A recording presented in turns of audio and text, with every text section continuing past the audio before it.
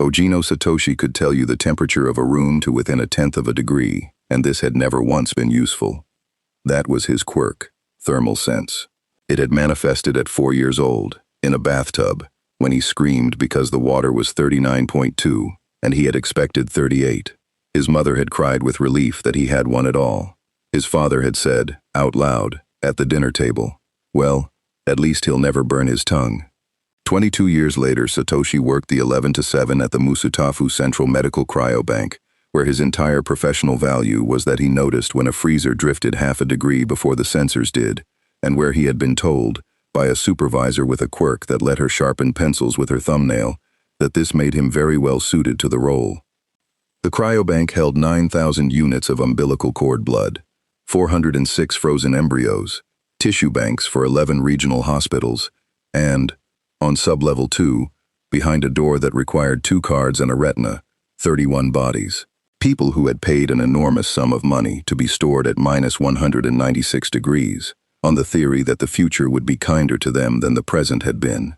Satoshi walked past them twice a night. He had opinions about it. Mostly he thought about how much the electricity cost. At 2:47 in the morning, he was reheating instant noodles in the break room, watching a rerun of a Hero Public Safety Commission press conference on the wall screen, with the sound off, when the temperature dropped 4 degrees. Not the freezers, the break room. He knew it before the screen flickered, before the noodles stopped steaming, before any instrument in the building registered anything at all, because his skin knew it the way other people's ears know a wrong note. 4 degrees in perhaps 2 seconds, in a sealed room with functioning climate control, in July. Then 11 more. He stood up so fast the cup went over. The water spread across the table and stopped spreading. It didn't slow. It stopped, mid-crawl, the leading edge of it going white and rough like a scab, and the fluorescent tube overhead dimmed to a brown flicker as something enormous began pulling on the building's power, the way a drain pulls on a bath. Satoshi's quirk gave him a number, and the number was wrong. It kept being wrong. It went down past anything a Musutafu summer could account for, past anything the industrial units on sub-level 1 could produce, with the doors open, down through the range where his sense had ever been asked to work, and the last coherent reading it gave him before it simply stopped reporting was -61. The corridor lights failed in sequence toward the loading bay, and in the dark at the far end of them, something was very quietly making a sound like a cathedral of glass being tuned.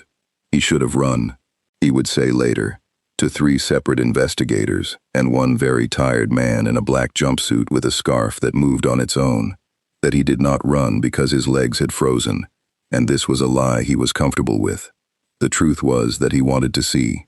80% of the world had a superpower, and Satoshi's told him how warm his soup was, and some ugly, starving part of him wanted, once, to be standing at the front of something.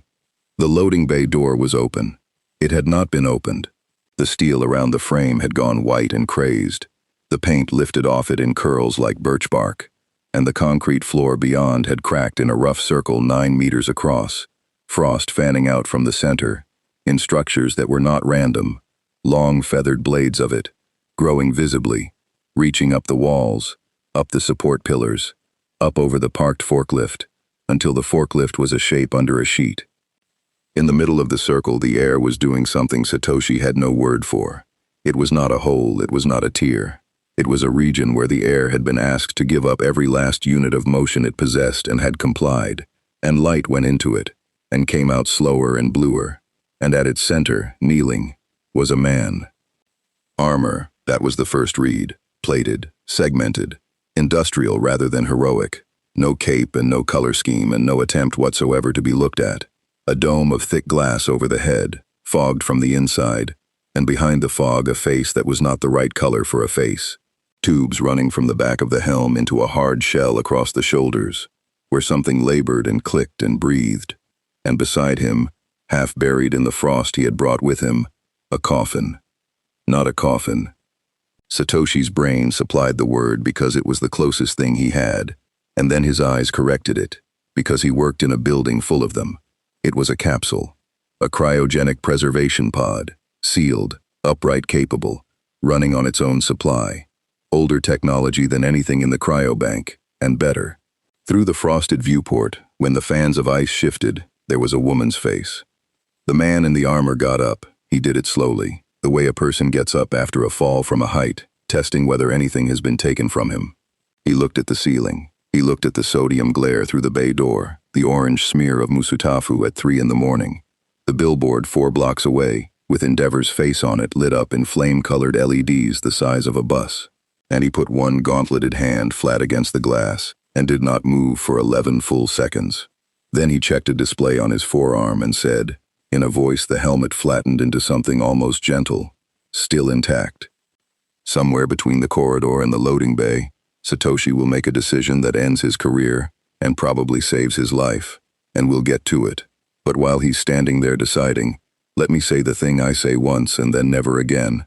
This channel runs on 2 things: subscriptions, and you people in the comments naming universes I'd never have reached for on my own. This one is Mr. Grimm's fault entirely. He said Mr. Freeze, in My Hero Academia, and I laughed and then I stopped laughing, because it's perfect, and it's the kind of idea I don't come up with alone. So, subscribe, and drop me a universe and a character. Any universe, any character. I'll write it. All of this is written by me, every word, and the next one might be yours. What ended Satoshi's career was that he ran toward the wall panel by the bay door and hit the manual isolation for sublevel 2, sealing 31 preserved bodies behind a blast door on battery power. And this was correct. This was what the protocol said. And it also meant standing in the open for 6 additional seconds in full view. The man in the armor turned around. Behind the fog dome, his eyes were the wrong color, pale, almost white-blue, catching the emergency lighting like a cat's. His skin, what could be seen of it, was the gray-white of skimmed milk, not painted, not a quirk mutation, or not one Satoshi could place in any of the 400 registry categories he'd been made to learn during onboarding.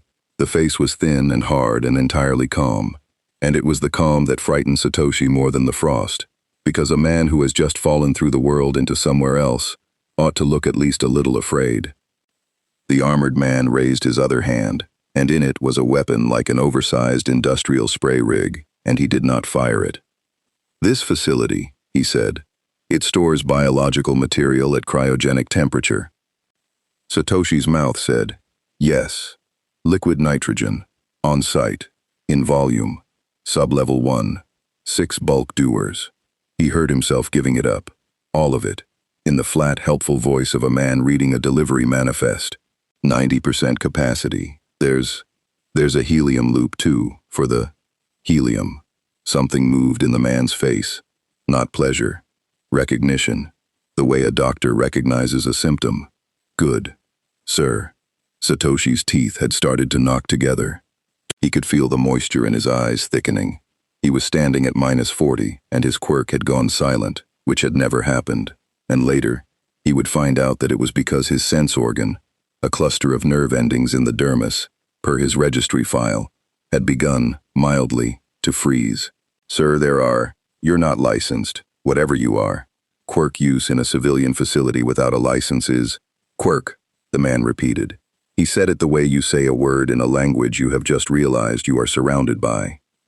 Then the alarms went, all of them at once, because the isolation door had tripped a commission-linked line, and outside on the access road there was suddenly the wail of the local station and the throb of a helicopter turning inland from the bay. Musutafu's night watch was not the top tier, and never had been. The top tier was in Kyushu, or in the commission's briefing rooms, or asleep in agency dorms across the water, and the pros who answered a 3 a.m. industrial breach in the 4th Ward were 2 mid-rank heroes, and their sidekicks. A woman called Chartline, whose quirk drew hardened polymer barriers straight out of the air, and a heavyset man called Bonfire Boy, 38 years old, who had never asked for the name, and had been unable to shed it since his debut at 19, and whose quirk was a modest but genuine gout of flame from both palms. They came through the bay door in a textbook wedge, Chartline throwing a barrier arc to cut Satoshi off from the center of the room, shouting the standard containment call, civilian clear, unidentified, stand down and surrender for quirk verification, and Bonfire Boy went in high and to the right, with both hands already lit, because fire against ice was the correct read, was the obvious read, was the read any hero in Japan would have made in that half-second. The armored man watched the flame come toward him with an expression of very slight, very cold interest. He did not dodge. He turned his shoulder to it, took the wash of it across the plating, and Satoshi, flat on the concrete, one arm over his face, heard the suit scream, a shriek of overpressured coolant venting through a dozen relief ports at once, and saw the frost blast off the man's armor in a white cloud that filled the bay from floor to ceiling in half a second. Bonfire Boy went straight through the cloud, committed, both hands out. Something in there made a sound like a door slamming inside a mountain.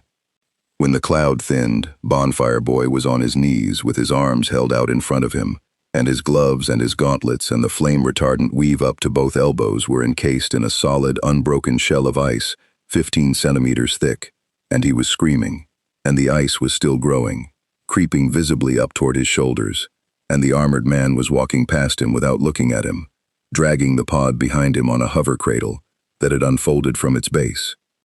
He stopped beside Chartline, who had her hands up and her barriers half-formed and had not moved. "He is not damaged," the man said. "The nerve will recover if you get warm saline into it within 40 minutes. Do not use fire." He glanced back once at the man on the floor. "Fire is what I would have done, in your position, with your information. It was not stupid.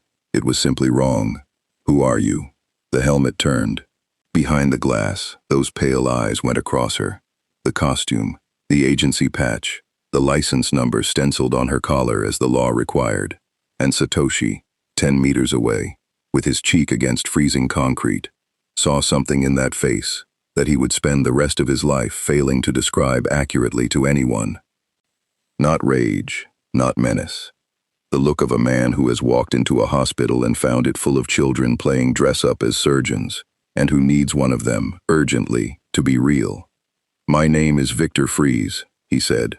"I need to speak to whoever in this world is the best, not the most popular. The best." And 400 kilometers away, in an agency tower in Kyushu, a man made of fire was already awake, because the commission's night desk had just flagged something with no quirk registry match, no license, no country of origin, and a thermal signature that their satellite people were refusing, on the record, to sign off on. The frost was visible from 3 kilometers out. Enji Todoroki saw it from the air as his jets carried him in over the 4th Ward. A white bloom spreading across 4 city blocks, roofs and roads, and parked cars gone the color of bone under the sodium lights. And at its heart, the low industrial rectangle of the cryobank, with vapor pouring out of its loading bay, in a slow, heavy river that ran downhill along the access road and pooled in the drainage culvert, like something poured. It was 31 degrees at street level in Musutafu in July. 2 blocks from the building, the readouts in his earpiece said 11. 1 block, -4.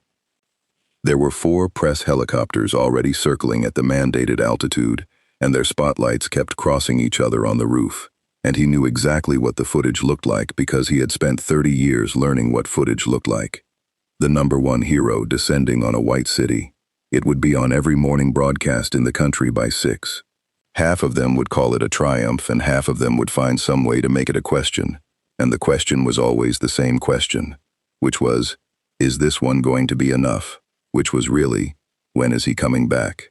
And the answer to that was never, because Enji had stood in a hospital room in Kyushu and watched the greatest man in the world cough into a handkerchief and hand him a job he had wanted his entire life, in the worst possible condition.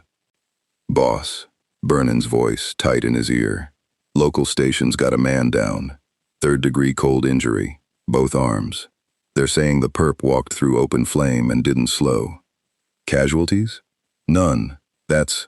Boss. That's the weird part. He iced a hero's arms to the elbow and then told the other one how to treat it. Enji came down in the middle of the access road hard enough to crack the tarmac and hard enough to melt it, and steam went up around him in a wall, and the cold rolled in against the heat, and the 2 of them met in a churning gray front that hissed like frying oil. He walked through it. 60 meters of white, and behind him the road ran wet and black where he had passed, and the vapor peeled off him and blew away. He noted the ice, not the amount of it, the structure. Ice from a quirk went where the user's intent went. It was sloppy at the edges, It followed the shape of a thought. This had grown. It had climbed the walls in ordered fans, thickest at the base, thinning with height, following the airflow from the bay doors and the temperature gradients along the pillars, with the patient inevitability of frost on a window pane over a long night. It had not been thrown at anything. It had been permitted. That bothered him more than a bombed-out block would have. Chartline met him at the door with her jaw shaking so hard she had to say the license code twice. Her polymer barriers were still standing across the middle of the bay, 4 of them, all intact, all unblemished, because nothing had ever hit them. Behind her, a paramedic team had Bonfire Boy on a gurney with warmed saline lines running into both armpits, and someone from the local station was arguing with someone from the commission's night desk about jurisdiction, while a civilian in a cryobank uniform sat on the loading dock with a foil blanket around his shoulders, staring at the floor, being asked the same 4 questions in rotation. He went down, Chartline said, sub-level 1.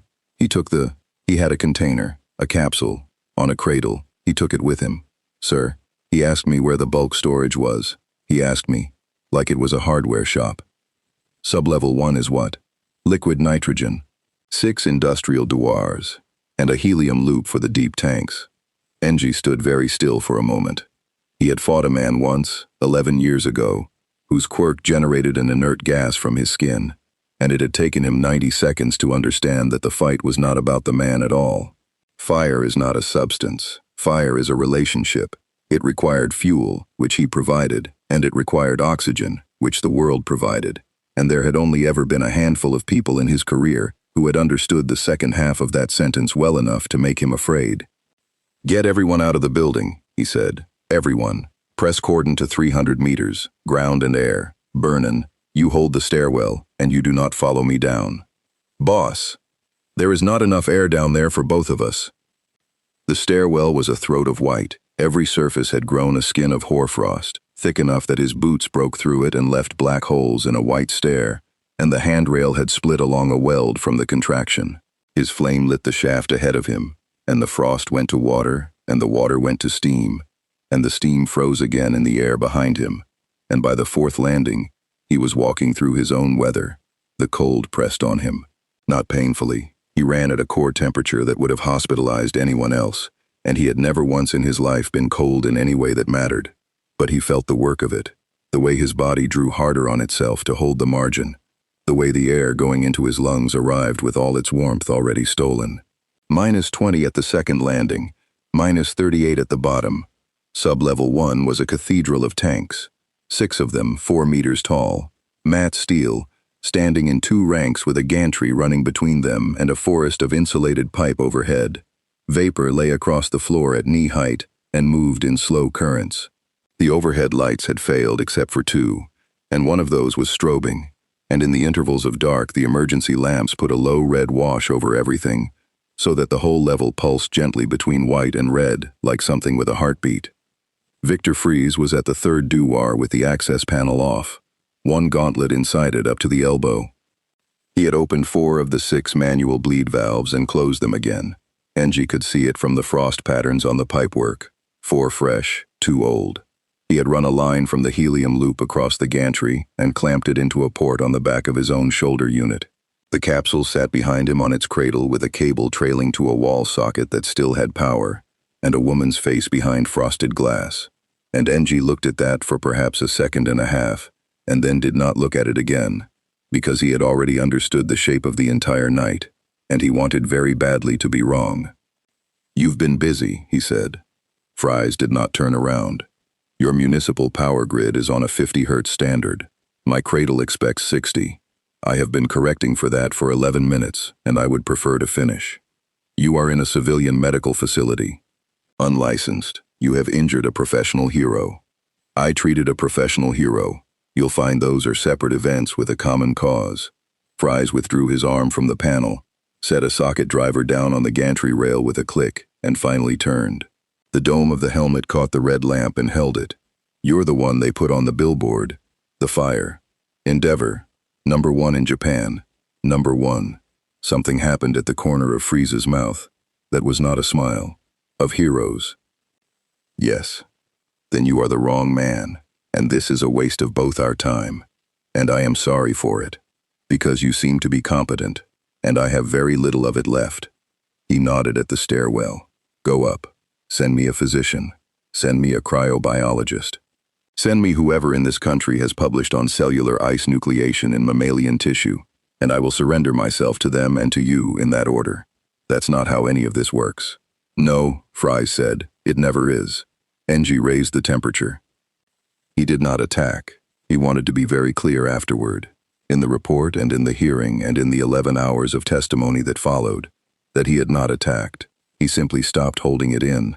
Let the ambient go up the way a furnace door opening lets a room go up. No jet, no projectile, nothing aimed. The white on the floor went to water in a wave that ran outward from him in every direction. The vapor boiled off. The frost sheeted from the pipes overhead and came down in slabs, and the level filled with a wet gray fog, and the temperature at the far wall went from -38 to 9 degrees in under 4 seconds. 9 degrees, cold enough that a man in a coat would have complained about it. Fries went down on one knee like he'd been struck across the back of the neck. Every relief port on the suit vented at once with a shriek, and the plating flashed white with condensate.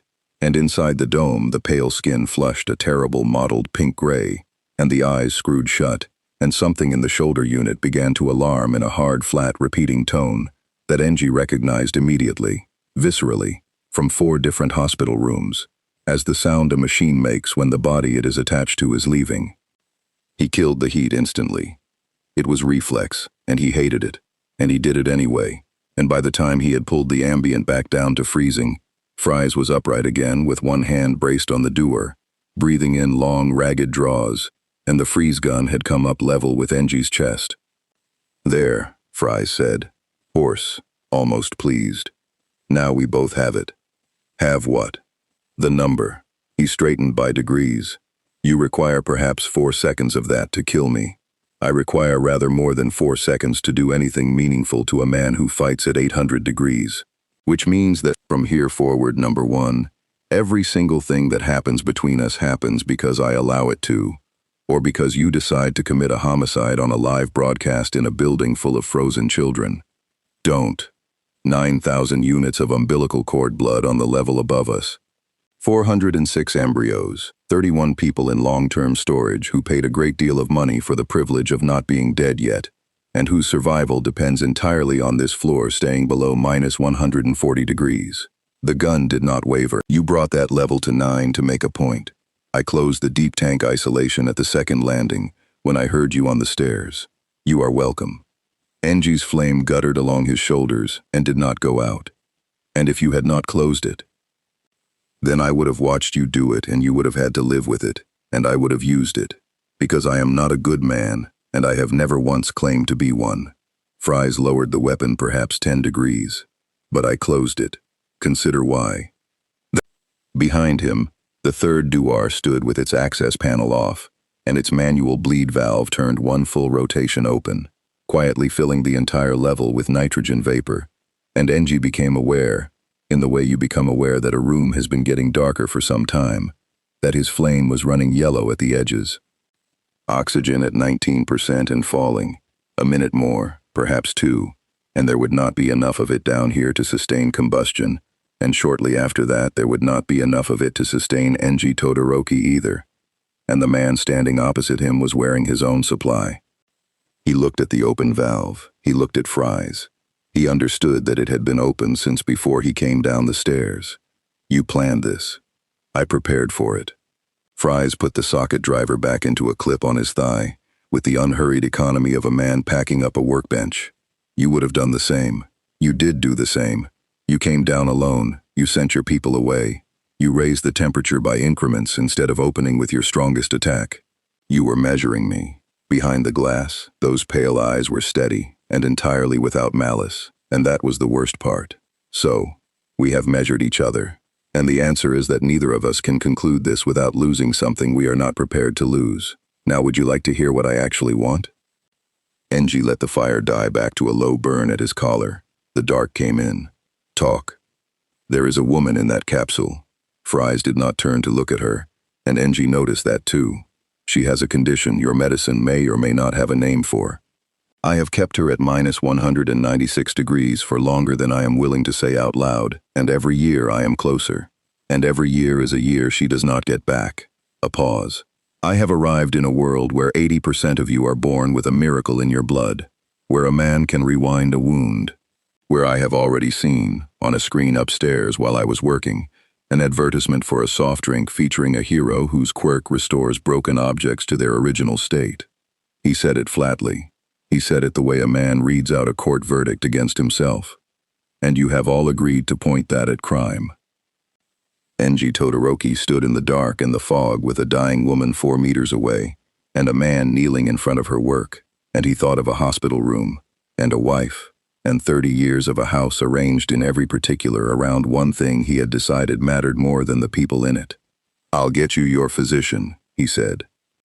200 meters above and 4 wards east, in a room with the blinds shut and a bank of monitors showing 4 separate live feeds of a white city block, a man in a plague doctor mask watched a thermal overlay refresh and said, to no one, in a voice full of quiet delight, he held minus 196 for years. The facility had no name on it, only a commission block number, and it sat on reclaimed land at the eastern end of the bay, where the container terminals gave out into flat gray nothing, 4 holding suites, a medical wing, an interview room with a 2-way pane, and a refrigeration plant on the roof that had been installed in 14 hours by a contractor who was told he would be paid triple and never told why. Aizawa Shota had been pulled out of a dorm inspection at 4 in the afternoon and driven 90 minutes with no explanation, which he did not object to, and given a briefing folder with 11 pages redacted, which he did. "Say it again," he said. The commission liaison was a small, precise man named Kurusu Daichi, who had the specific look of someone who had been awake for a day and a half and had decided to be crisp about it. Thermal event, unregistered individual, Musutafu Central Medical Cryobank, 0247 hours yesterday. Endeavor negotiated a voluntary surrender at 0611. The subject is cooperative. He has been cooperative for 31 hours. That's the problem. Cooperation is a problem. Cooperation is a category, Eraserhead. Everything is a category. He hasn't got one. Kurusu tapped the folder. No license, no registry entry, no family register, no residence card, no medical record, no fingerprint match, no dental match, no quirk factor listed with any prefecture in this country, or any of the 41 others we've queried through the international desk. He has a name, and he gives it freely, and it doesn't exist. And his quirk. There it is. His quirk is what we need you for, because our people have written 11 pages of assessment, and every one of them starts with an assumption, and none of the assumptions hold. The interview room was 7 degrees. Aizawa's breath showed. There was a heavy composite table bolted to the floor, and behind it, seated, was a man in the gray undersuit of a prisoner and a chest and shoulder harness of black plating that was very obviously not standard issue, running a soft, continuous cycling sound like a small refrigerator working hard. "They let him keep the machine," Aizawa said. "They let him keep the machine because when they took it off him for 8 minutes for imaging, he went into cardiac arrhythmia and his core temperature reached 11 degrees Celsius on the way up." Kurusu's voice did not change at all, which is when the medical wing stopped filing him as a suspect and started filing him as a patient. And that's a 3rd category. And I don't have the authority to pick which one wins. Aizawa looked through the pane for a while. The man was sitting with his hands flat on the table and his eyes on the middle distance, and he was not doing any of the things people did in that room. He was not performing calm or performing defiance or watching the pain to see who was behind it. He had the stillness of somebody in a waiting room on the 4th hour, whose entire attention was fixed on something happening elsewhere, in another building, to someone else. What's he asked for? A cryobiologist. Repeatedly. He's asked 11 times in 31 hours, and he's asked for nothing else. Not a lawyer, not a phone, not food. And I want to be precise here. Eraserhead. He has not eaten in 31 hours, and has not mentioned it. Kurusu turned a page. "We gave him Dr. Yagihara from Tokyo Medical this morning as a test. 40 minutes. She came out and asked me, in writing, on the record, for permission to continue the conversation as a professional matter. Her exact phrasing was that the subject appears to be operating 4 decades ahead of the published literature, and she'd like to know where he read it. And what did he tell her? That he wrote it. The door sealed behind him with a pneumatic clap. The cold in the room was a dry mechanical cold, nothing like the wet weight of a winter night, and it got into the back of Aizawa's throat immediately. Victor Fries looked up. Aizawa had spent a career learning to read the first 2 seconds of a person. Villains gave you almost everything in those 2 seconds. The flicker toward an exit, the tightening across the shoulders, the microscopic disappointment when they clocked the scarf and understood what he was. Fries gave him a long, unhurried assessment from boots to eyes, and then said, "You're not a doctor." "No. Then I'm afraid you're the 6th person today to waste an hour we could both be spending usefully. Sit down anyway. You've come a long way." Aizawa did not sit down. "Victor Fries." "Yes. I'm going to look at you now. And while I do, your quirk won't work. It'll come back the second I blink. I'm telling you this because you're cooperative, and I have no interest in humiliating people who are cooperating." He let his capture weapon settle. "Some people find it distressing. It shouldn't hurt." "Thank you for the warning," Fries said. And there was something underneath it, something almost tired. "Proceed." Aizawa activated. His hair lifted, his eyes went red, and the dryness came on immediately, the way it always did. That gritty burn behind the lids that had cost him 30% of his tear production by the time he was 30. He held the man's gaze and he reached, because that was what it was, though he'd never been able to explain it to anyone including his own students. There was a give, a sensation like a hand closing on a running belt, a resistance that told you the thing was there and that you had it. Weak quirks gave almost nothing. Big ones fought like a live animal. All Mights had once nearly pulled his focus out of his skull. There was nothing. Not a slack line, not a snapped one, nothing. The way there was nothing when he pointed it at a chair, or a wall, or a corpse. He was looking at a man whose heart was beating, and whose lungs were moving, and whose eyes were tracking him. And in the place where every human being on this planet for the last 200 years had carried a second organ, there was smooth blank absence. He held it for 11 seconds, which was long past useful and long past comfortable. And his eyes watered, and the tears froze slightly at the lower lash line in a 7-degree room. And then he blinked, and the red went out. "Well," Fries said, "you've gone pale." "You're quirkless." "I'm a man," Fries said. "I had assumed the two were the same thing until Tuesday. You froze a hero's arms to the elbow. I shot him with a gun." Fries lifted one hand fractionally off the table and let it fall. "A gun I designed and built, titanium. Sapphire optics, a compressed cryogen feed and a phase transition chamber. And it took me 2 years and 11 prototypes. And one of the prototypes took 2 fingertips off my left hand, which I regrew with a graft that was also mine. It is a tool. This," the harness clicked and hummed, "is a life support system. Because I have a disease of the mitochondria, that means my proteins denature above 4 degrees Celsius. And I built that too, badly at first. And my hands shook for the entire first 11 months, because I was building it while dying inside it." He had not raised his voice. Aizawa realized his own jaw had set. "Your man in the black jumpsuit and the goggles looked at me, and expected to switch me off," Fries said. "Your man on fire came down a stairwell expecting to melt something. Your commission has 11 pages of assessment about my quirk factor. Every single person in this country, on encountering a difficulty, has asked first what power the difficulty was born with." He leaned forward 1 degree. "And when the answer is none, when the answer is that a man with an ordinary body and a library card did this, you don't have a form for it. You have built an entire civilization on the assumption that capability is issued at birth, and you cannot conceive of the alternative, and it has made you lazy, and it is going to cost you something enormous, and I would very much like to not be here when it does." The room hummed. "You know what an ice-nucleating protein is?" Fries asked. "No. No, and there is a girl somewhere on this planet with something better than one in her blood, and you have all agreed that the correct application of her is crime." He sat back. "Send me a doctor, Eraserhead. I have run out of ways to say it politely." Aizawa stood there a moment longer. Then he said, "The man whose arms you froze, Yamashita Goro, 2 children. He's keeping both hands. Full sensation in the left, 60% in the right, and they're saying the rest comes back inside a year. Fry's eyes moved to him. Something in the face changed, very slightly, and it was the first thing in the entire conversation that Aizawa believed completely. Warm saline? Warm saline. Good, Victor Fries said quietly. Good.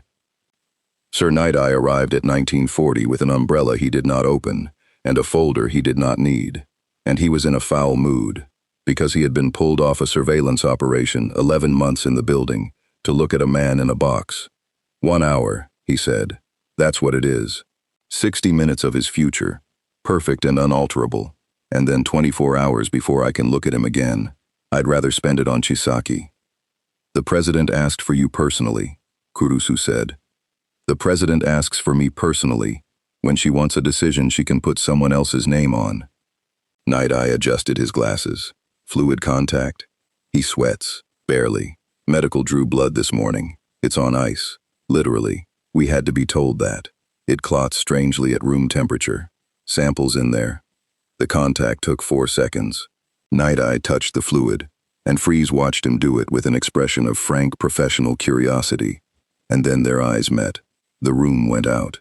He saw a corridor of poured concrete that did not exist in any building he had ever entered, lit in a low amber that hurt to look at.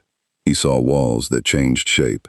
He saw a small girl with white hair and a horn, and he had spent 11 months of his life looking at satellite photographs of the compound that girl was in, and here she was, in the future of a man who had been in this country for 31 hours.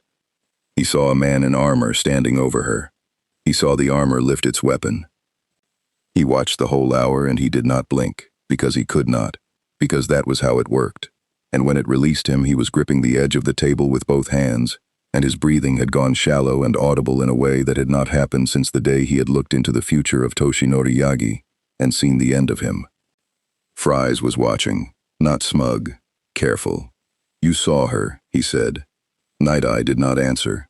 Was I? And for the first time in 31 hours, something cracked in the man's voice. A hairline flaw right through the middle of that terrible flat competence. Was I in time? Night-Eye stood up so fast his chair went over. The Hero Public Safety Commission convened at 22:15. 11 members present and 2 by secure line, in a room where the water in the glasses stayed untouched.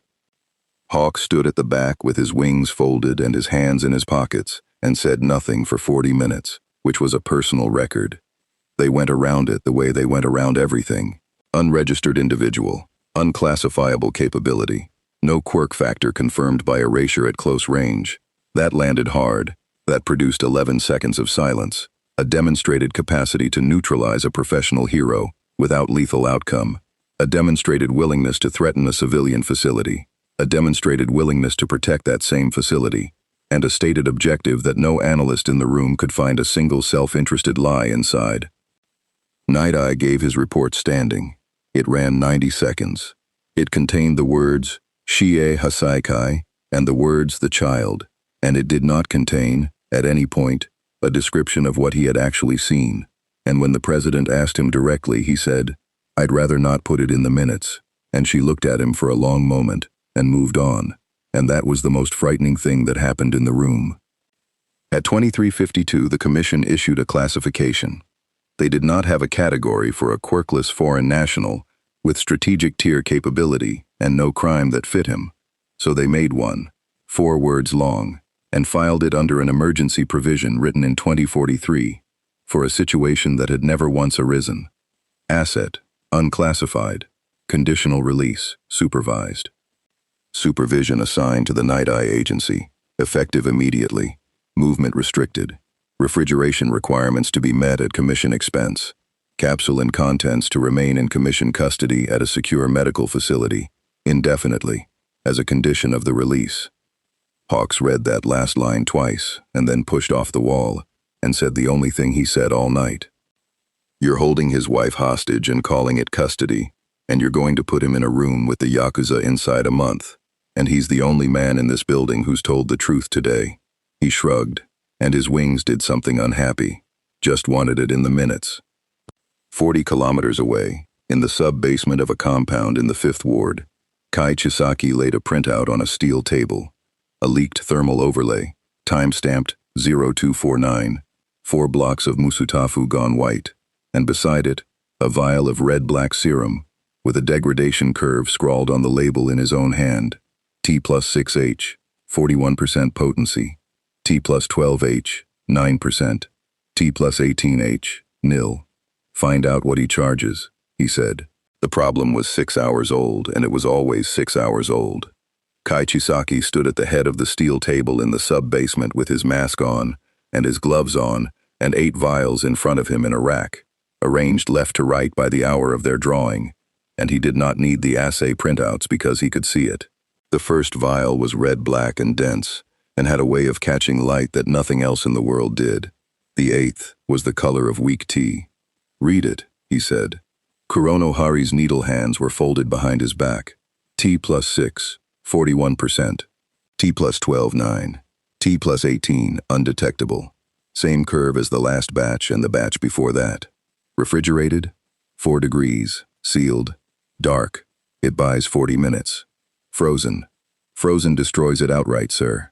We've tried it -20 and -80. The cells rupture. Chronostasis paused for exactly as long as caution required.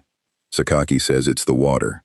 When it freezes, it makes crystals, and the crystals cut the cell apart from the inside, and there's nothing to recover after. Sakaki says, Chisaki picked up the 8th vial and turned it in the light. Sakaki has a doctorate from a university that expelled him, and an opinion he read in a paper from 2039. Sakaki is a pharmacist. The room did not answer that. He set the vial down very precisely in its slot. Behind the mask, his breathing was even, and behind that, it was not, because the arithmetic had not moved in 4 months, and the arithmetic was the whole of his life.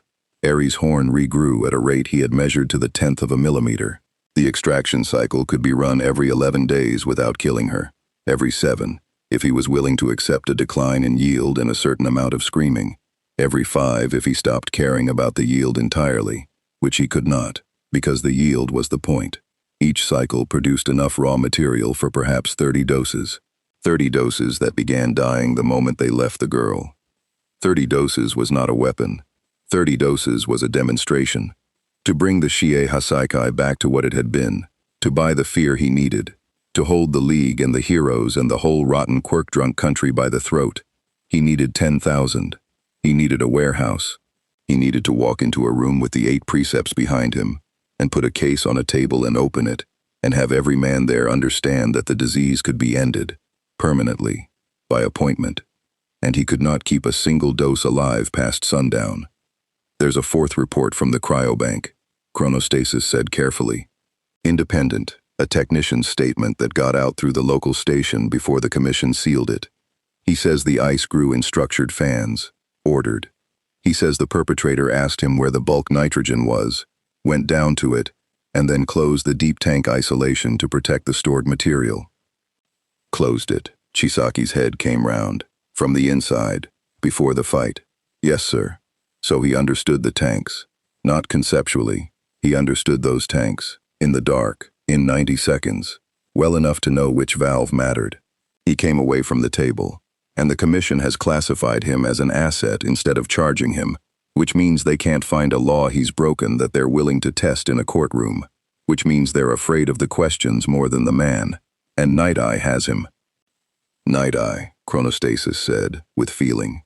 Night Eye has been photographing my building for 11 months, and has not come through the door, because he is a man who waits for certainty, and certainty is the one thing I will never let him have.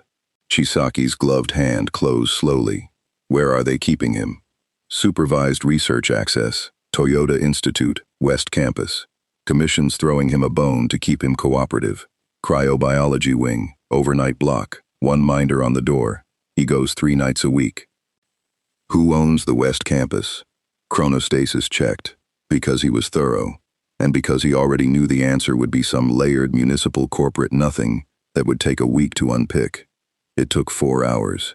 Toyota's West Campus research block had been endowed in 2041 by a medical charitable foundation, which was funded by a holding company registered in Osaka, which had been quietly acquired 18 months earlier along with a parking concern and 2 logistics firms, during a period when the Shie Hasekai had needed clean rooms and asked no questions about what else came with them.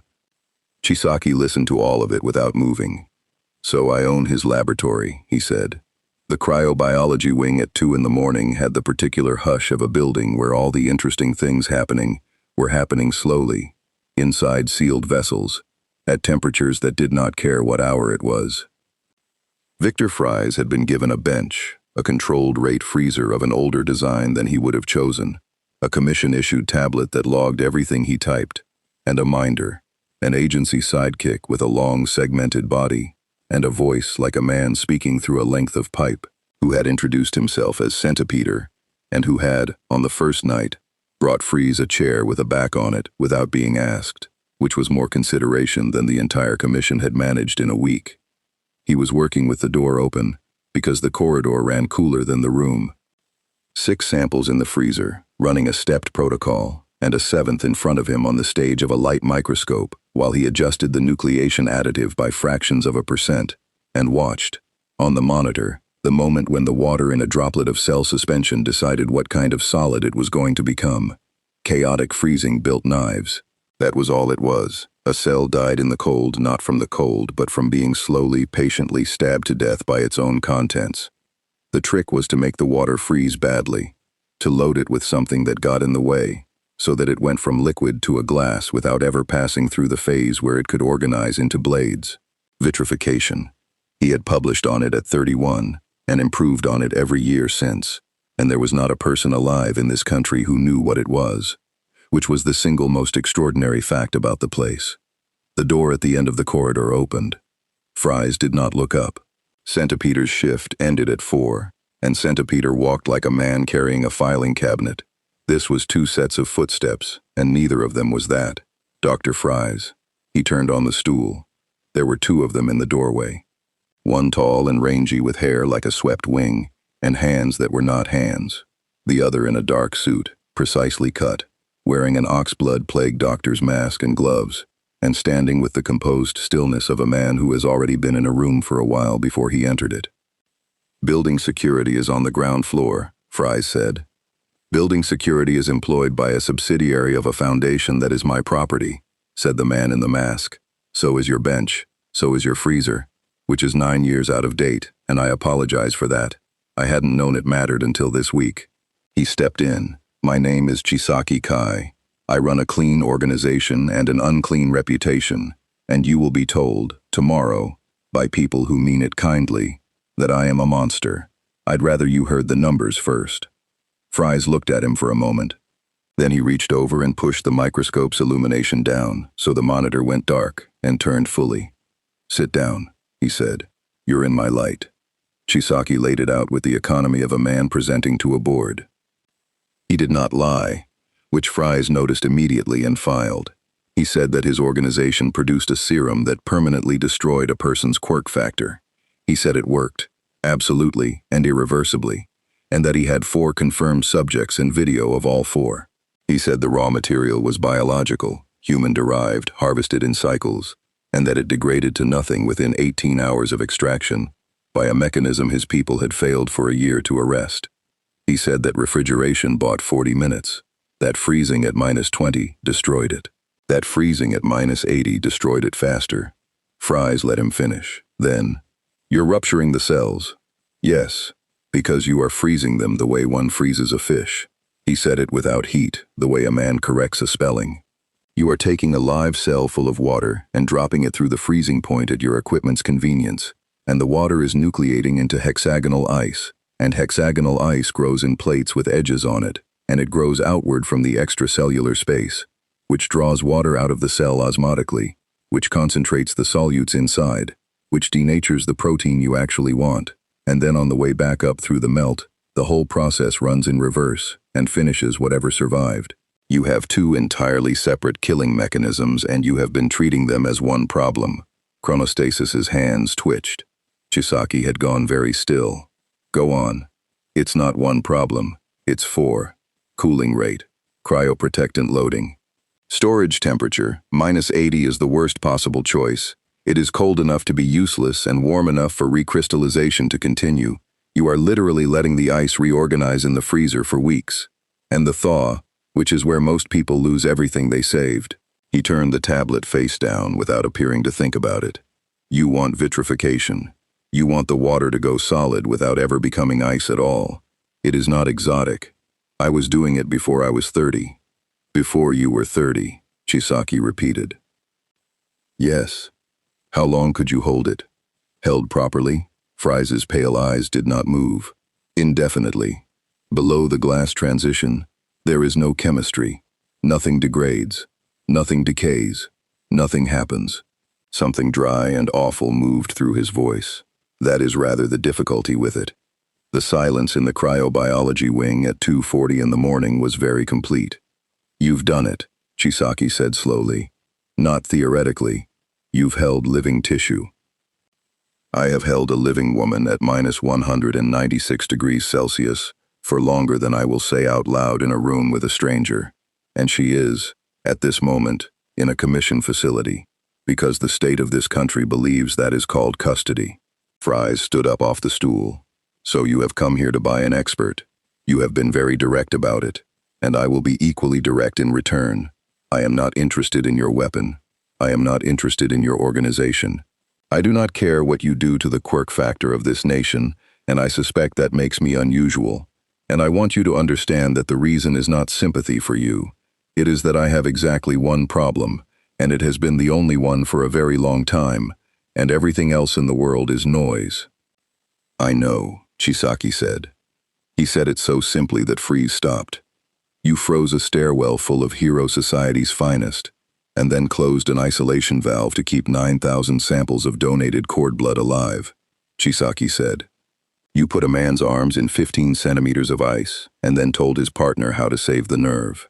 You have been in this country for 8 days, and you have asked for one thing, and it was not a lawyer, and it was not a passage home. It was a doctor. He tilted his head. You are the only person I have met in this country who is not confused about what he wants. I find it restful. Then you know I have nothing to sell you. You have everything to sell me, and I have something to pay you with, which is why I came myself, instead of sending him. Chisaki did not gesture at chronostasis. He simply made it clear who him was. The raw material I described. It isn't synthesized. It's taken from a person.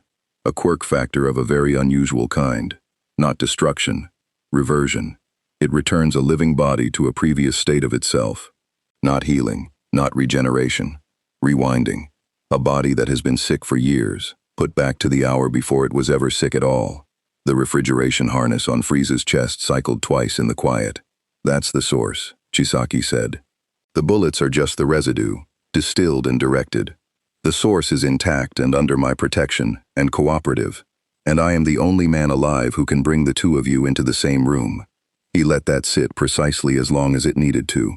Stabilize my product, Dr. Freeze, and I will cure your wife. Victor Freeze stood in the dark laboratory with his hands at his sides. He did not ask about the mechanism, or the dosage, or the risk, or the terms, or what would happen to him afterward, and all of that would come later. And none of it was what came out of him now. What came out of him, in a voice that had gone strange and thin, was, how old is the source? Chisaki's head tilted a further degree, the way a man's does when he notices something genuinely unexpected and files it for study. 6, he said. She's 6 years old. They came for him on the 3rd night, and the arrangement was so simple it was almost insulting. The Toyota West campus logged Freeze in at 22:10, and would log him out at 05:40, and in between those 2 times, the only person on Earth who could contradict the record was a sidekick with a segmented body who took his post outside the wing door and did not leave it. So Chisaki's people did not touch the record and did not touch Centipeder. They opened a service corridor beneath the loading dock that had been sealed since the building's renovation, and a man named Nimoto, who could not be lied to, walked Freeze down it. And at the far end there was a van with a refrigeration unit on the roof and a cargo bay chilled to -15. And at 22:40, a man in a chair on the 4th floor was reading a text file about vitrification kinetics that had been left open on a locked terminal, refreshing itself every 90 seconds. and Centipeder saw the light under the door and thought nothing at all. The van took an hour and did not go anywhere near the Fifth Ward. Doubling back, Fries said. He was sitting in the cold with the harness cycling and his hands on his knees. You've been on the same road twice. Third time, actually. Chronostasis was riding with him, folded into the corner with his hands wrapped. We do it for everyone. Because of the man who sees the future. Because of the man who sees the future. A pause. You understand you'll be blindfolded before the last leg. I understand you'll try. Fries said it without any edge at all. Your compound has a refrigeration plant on it, or you'd have nowhere to hold the raw material at 4 degrees. A plant that size draws current, and current in a residential ward makes a hum. And I've been listening to your engine idle for 50 minutes, and I can tell you the alternator's belt is 11 degrees off true. Blindfold me. I'll count the turns and I'll hear the plant. It won't matter, because I'm not going to tell anyone, and it's important that you know the difference between a man who can't and a man who won't. Chronostasis was quiet for a while. Sir said you'd be like this. Your sir, Fries said, is going to be very tiresome to work with. The compound was a traditional house from the outside, and a machine underneath it. He noticed the architecture before he noticed anything else, because it was impossible not to. A corridor of poured concrete that had not been poured, that had no seams, no formwork lines, no expansion joints, that turned a corner in a way concrete does not turn, and behind them, softly, a wall closed where a wall had been open, not sliding, growing. The material simply moved into the space and set, and there was no dust and no noise, and no gap at the edges. Fries stopped walking and put his gauntlet against it. That's him, he said. That's the quirk. He unmakes and remakes matter at contact. Overhaul. Chronostasis did not slow. Please don't stop again. Then the building is his hands. Fries came away from the wall and followed. You understand that if he ever loses his temper in an enclosed space with you in it, you are already inside the weapon. Yes, Chronostasis said, in a voice entirely without inflection. We understand that.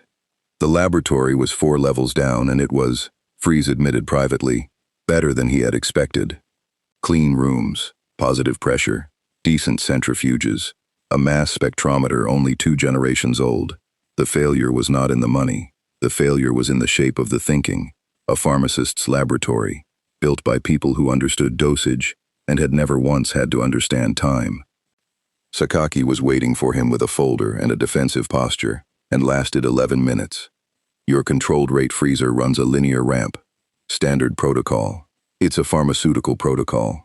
It is designed for a vial of small molecules in solution, and you have been applying it to living cells with membranes and cytoplasm, and a solute balance that has to be maintained. And every time you run it, you dehydrate the cell into a raisin, and then you kill the raisin. Fries had the ramp curve up on the monitor, and was drawing on it with a stylus, fast, in short, flat strokes. You need a hold at -7 while you seed the extracellular ice deliberately. You want it out there. It draws water out in a controlled way, instead of a catastrophic one. Then a slow ramp through the lethal zone, at 1 degree a minute.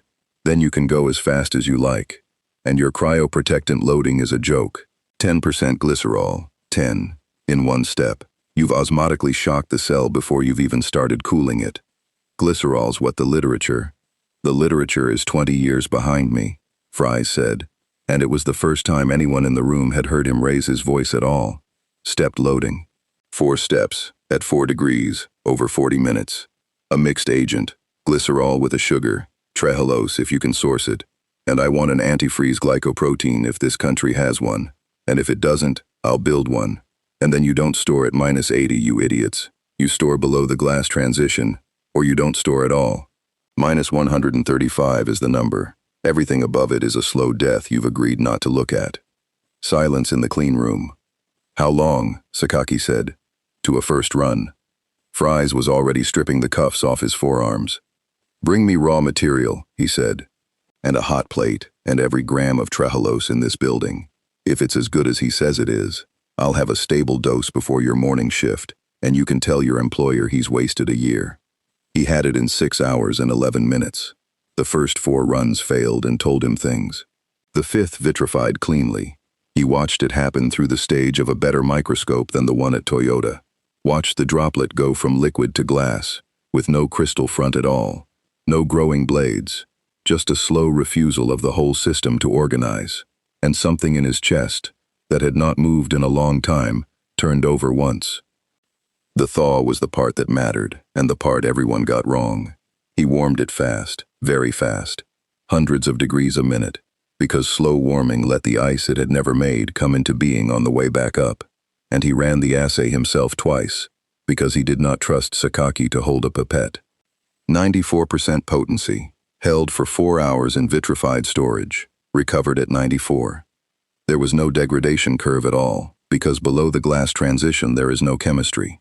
He had said it in a dark laboratory 3 nights ago as a piece of pure fact, and he heard it again now in his own voice, and underneath it, the way it always was, the second half of the sentence, nothing decays, nothing happens, nothing gets better either. Chisaki came down at 0920 and stood looking at the assay printout for a long time. 94, he said. 97, once you have proper agents, and I've tuned the warming ramp, and it will hold at that number for a year, or 10 years, or 100, because time is not a thing that occurs at -196. Fries pulled off his gloves. You wanted a warehouse. You can have a warehouse. Behind the mask, Kai Chisaki's eyes had gone bright in a way that was not entirely sane. You've made it real, he said quietly. You understand what that means. Not a demonstration, not 30 doses in a case. I can hold the disease in a freezer and open it on a schedule. His gloved hand flexed. Ask me for anything. I have one thing to ask for, and you know exactly what it is. Yes. Chisaki straightened. Come with me. The room was at the end of a corridor that had not existed on the way down. It had a bed in it, a small one, low, with a rail, and a child's blanket that was clean, and had been chosen by somebody, at some point, from a shop. There was a chair. There was a light in the ceiling behind a diffuser, dim and warm, the sort of light installed by a person who has been told the subject sleeps badly. There was a drain in the middle of the floor. The girl was sitting on the edge of the bed with her hands in her lap. She was small even for 6, white hair down past her shoulders, unbrushed, and a single horn on the right side of her forehead, chipped. Fries saw, and the chip was not fresh, and there was a faint pale scarring where it met the skin, that meant it had been chipped before, and had regrown and been chipped again. She was wearing a hospital gown that had been cut down for her size. Her arms were bandaged from wrist to elbow, both of them, and the bandages were clean and correctly applied, and there were faded stains beneath them at the same 4 points on each arm. She did not look up when the door opened. That was the thing. Fries would think about it afterward for the rest of what he had left. She did not look up, and she did not flinch, and she did not do any of the things a child does when adults come into a room, because she had learned that looking up did not change anything, and that the only variable she controlled was whether she was quiet. Eri, Chisaki said, this is Dr. Freeze. He's going to be working with us. Yes, the girl said to the floor. I'm sorry. There was no reason for her to be sorry. It was simply the first thing out of her, reflexively, the way another child would say hello. And Victor Fries, who had a heart that ran at 4 degrees Celsius and had not been warm in a decade, who had frozen a man's arms to the elbow 8 days ago and gone to bed without thinking about it, felt something go through him that he had genuinely believed was no longer available to him. The horn is the extraction site, he said, flat, not a question. The horn's the origin of the factor. We take from it and from the blood. Chisaki's voice had not changed. It was patient, mildly instructive, the voice of a man walking a colleague through an unfamiliar apparatus. Regrowth is 11 days for a full cycle. She recovers well. Her factor works on herself passively, up to a point, which is a considerable advantage. She heals from it, because her own body rewinds the damage. Yes, so there is no ceiling. Fries did not move from the doorway. She cannot be worn out. She cannot be used up. You have found a person who cannot be permanently injured, and therefore you have decided she can be injured forever. I've found a resource, Chisaki said, that would otherwise be an atrocity with a pulse. Do you know what that quirk did unsupervised? It took her father out of the world, not killed, unhappened. There is no body, there is no grave. Her mother put her out on a street because of it. I took her in when the country that catalogs everything had no entry for her either. He looked at the girl, and there was something in it that was worse than cruelty, because it was sincerity. I am the only person who has ever found a use for her. Everyone else simply threw her away. And there it was. Fries stood in that doorway, and the room went out from under him, because he had heard this before. Not similar to this. This. He had heard it in a boardroom in another world, with the snow coming down outside and a chamber humming behind a glass partition, and a woman inside the chamber who was still, technically, in the language they preferred, viable. He had heard a man in a very good suit explain that the funding was being redirected, that the program was not a hospital, that Nora Fries was an asset of the corporation, and the corporation had found a better use for the equipment she occupied, and that Victor should be reasonable, and that he, of all people, should understand the numbers. He had understood the numbers. He had understood them so completely that he had never afterward been able to feel anything above 4 degrees. You are the only person who found a use for her. That was the sentence. That was the exact sentence, in a different mouth, in a different language, 4 decades and 1 universe away, and Victor Fries looked at Kai Chisaki and did not see a criminal or a monster or a Yakuza boss, and did not, God help him, see a mirror. He saw Ferris Boyle. He saw the man who had made him. And he understood, standing in a doorway with his life support harness cycling against his sternum, that he had spent 11 hours downstairs building a better freezer for a man who was going to keep a 6-year-old girl in a room with a drain in it for 100 years, because Victor Fries had just personally, competently, brilliantly removed the only limit that had ever existed on how long this could go on. He had come here to save a woman from time. He had handed a man the ability to make time stop mattering to the one child on Earth who most needed it to keep passing. "Doctor?" Chisaki said. "You've gone quiet." Fries looked at the girl on the bed, who still had not looked up. "Eri," he said. She flinched at her own name, but she raised her head.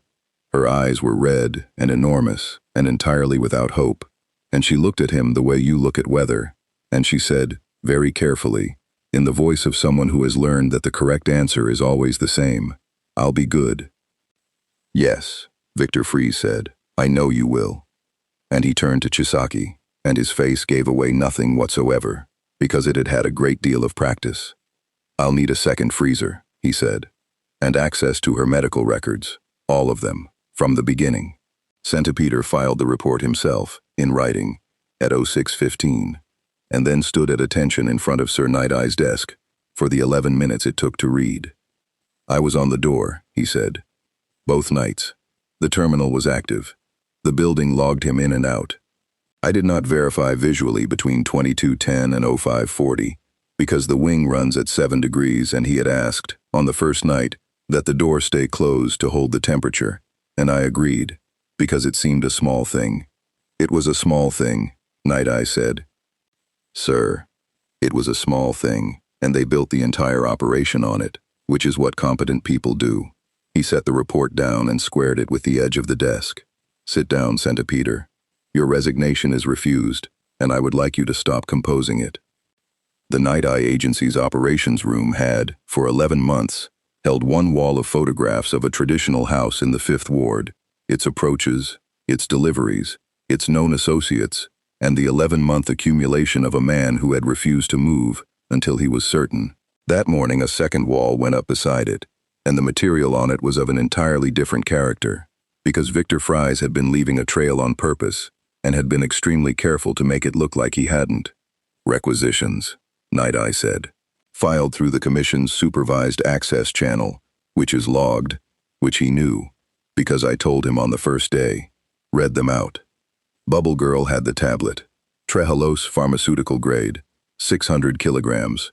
The room stopped. Say the number again, said Aizawa from the corner. 600 kilograms, requested in a single line item for a research program, with 1 bench and 1 operator. She scrolled. Dimethyl sulfoxide, 400 liters. Glycerol, 1.2 tons. And a request for the Commission to source, quote, any commercially available antifreeze glycoprotein, or failing that, 3 kilograms of the fish. The fish, said Rocklock. Antarctic toothfish, sir. He specified the species. Nobody vitrifies 600 kilograms of anything on a bench. Night Eye's finger came to rest on the requisition. That is not a research order. That is a shopping list for a production line, filed by a man under supervision, through a channel he knew we were reading, 4 days after he began disappearing at night. He is not asking us for reagents. He is telling us the scale of what he has been made to build. Or he's stockpiling for himself and he's not subtle, Rocklock said. He is extremely subtle, that's the point. He put the fish in it. Night Eye's mouth did something that was not a smile. A man who is being watched by an organization that can compel truthful answers and kill him at a touch cannot write us a letter. So he writes an order that no honest laboratory would ever file, in a form that gets stamped by 3 bureaucrats who will not read it. And he adds one line so absurd that whoever finally does read it will stop and think. He has been screaming at us in the only voice he was left. Aizawa uncrossed his arms. And the second wall. The second wall was Hawks. He had come in at 4 in the morning with a paper folder, which was itself notable, because the number 2 hero was famous for never carrying anything, and he had put it down and said, "I did this the boring way, so somebody had better appreciate it." Chemical precursor purchasing was regulated in Japan the way explosives were, which meant that 600 kilograms of pharmaceutical trehalose could not simply be bought, but it could be bought in 11 separate lots by 4 food processing companies over 9 days, and 3 of those companies had never previously purchased trehalose in any quantity, and all 4 settled through a payments processor owned by a holding company in Osaka. Liquid nitrogen was harder to hide, because it boiled off, which meant it had to be delivered continuously. The Fifth Ward property had gone from 2 bulk deliveries a month to 11 in a fortnight. And on the 8th day, a used industrial vitrification line, a real one, Swiss, decommissioned from a Nagoya biotech that had gone under in 2044, had been purchased at auction, freighted, and delivered to a warehouse whose lease had been signed by a parking concern. "So he's building it," said Rocklock. "Whatever the good doctor's feelings are, his hands have been busy. This is a collaboration. This is a hostage situation, with better lighting." Hawks had his boots on a chair and his wings folded tight, and he did not look at anyone when he said it. The commission's holding his wife in a box in a facility he isn't allowed to visit. He asked 11 times for a doctor and got a hero, a spy, and a classification. Then the Yakuza turned up and offered him the one thing this entire country decided he couldn't have. "I want somebody in this room to explain to me which part of that we're planning to prosecute." He iced a hero's arms. He iced a hero's arms and then told his partner how to save the nerve, and Yamashita's back on light duty in 11 months with 2 working hands. Hawks finally looked up. "I read that report 4 times. That's not a villain. That's a man in a bad mood with excellent aim." "That's not a hero either," Aizawa said. "No," Hawks agreed. "It isn't, which is a third thing. And this country only has 2 boxes. And I'd love for us to notice that before it becomes a policy problem." Night Eye let it run out. Then he said quietly, "He is not the reason we're going in. I want that clear, because it will be in the minutes, and it will be read by people who were not here. We are going in because there is a child." The operation briefing convened at 14 o'clock, with 31 people in the room. Ryukyu's agency had come in with 3 work-study students. Uraraka, Asui, Hado, and Fat Gum had brought Kirishima and Amajiki, and the Night Eye agency was there entire, and there was a commissioned tactical liaison at the back who spoke twice, and both times about liability. Aizawa stood against the wall with his capture weapon coiled and his eyes half shut, which the students had learned meant he was awake in the way that mattered. Night Eye ran it from the front with no notes. 6 intrusion points.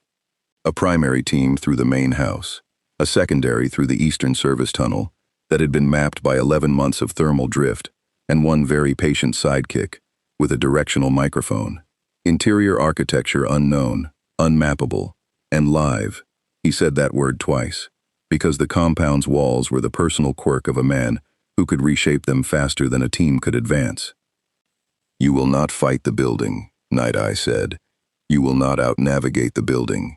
The building is Chisaki's, and it will always be Chisaki's, and if any of you attempts to hold ground inside it, you will be buried in it. Speed.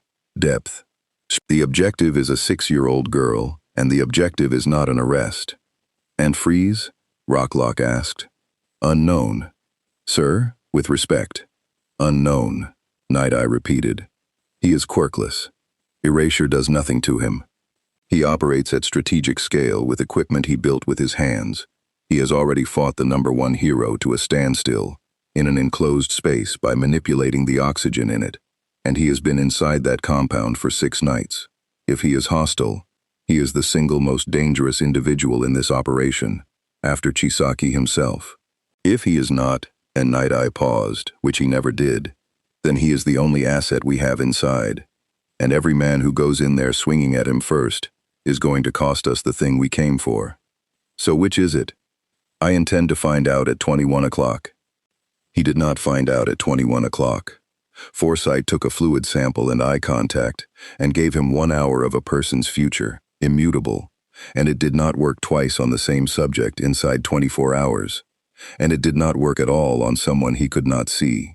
He had the blood vial from the Commission's medical wing, drawn 8 days ago and held on ice, and at 21 o'clock he sat alone in his office with it and understood, turning it in the light, that he was holding a sample and not a man, and that the second half of the mechanism was 4 levels underground in the 5th ward. He had one thing instead, and he had been avoiding it for 11 months. Mirio came in at 21:40 without knocking, because he never did. You've got the face, he said. I have a face. You've got the face. Togata Mirio dropped into the chair opposite, and it took his weight badly. The one from when I was 15 and you told me I'd be #1, and then didn't say anything for an hour. Night Eye looked at his own hands.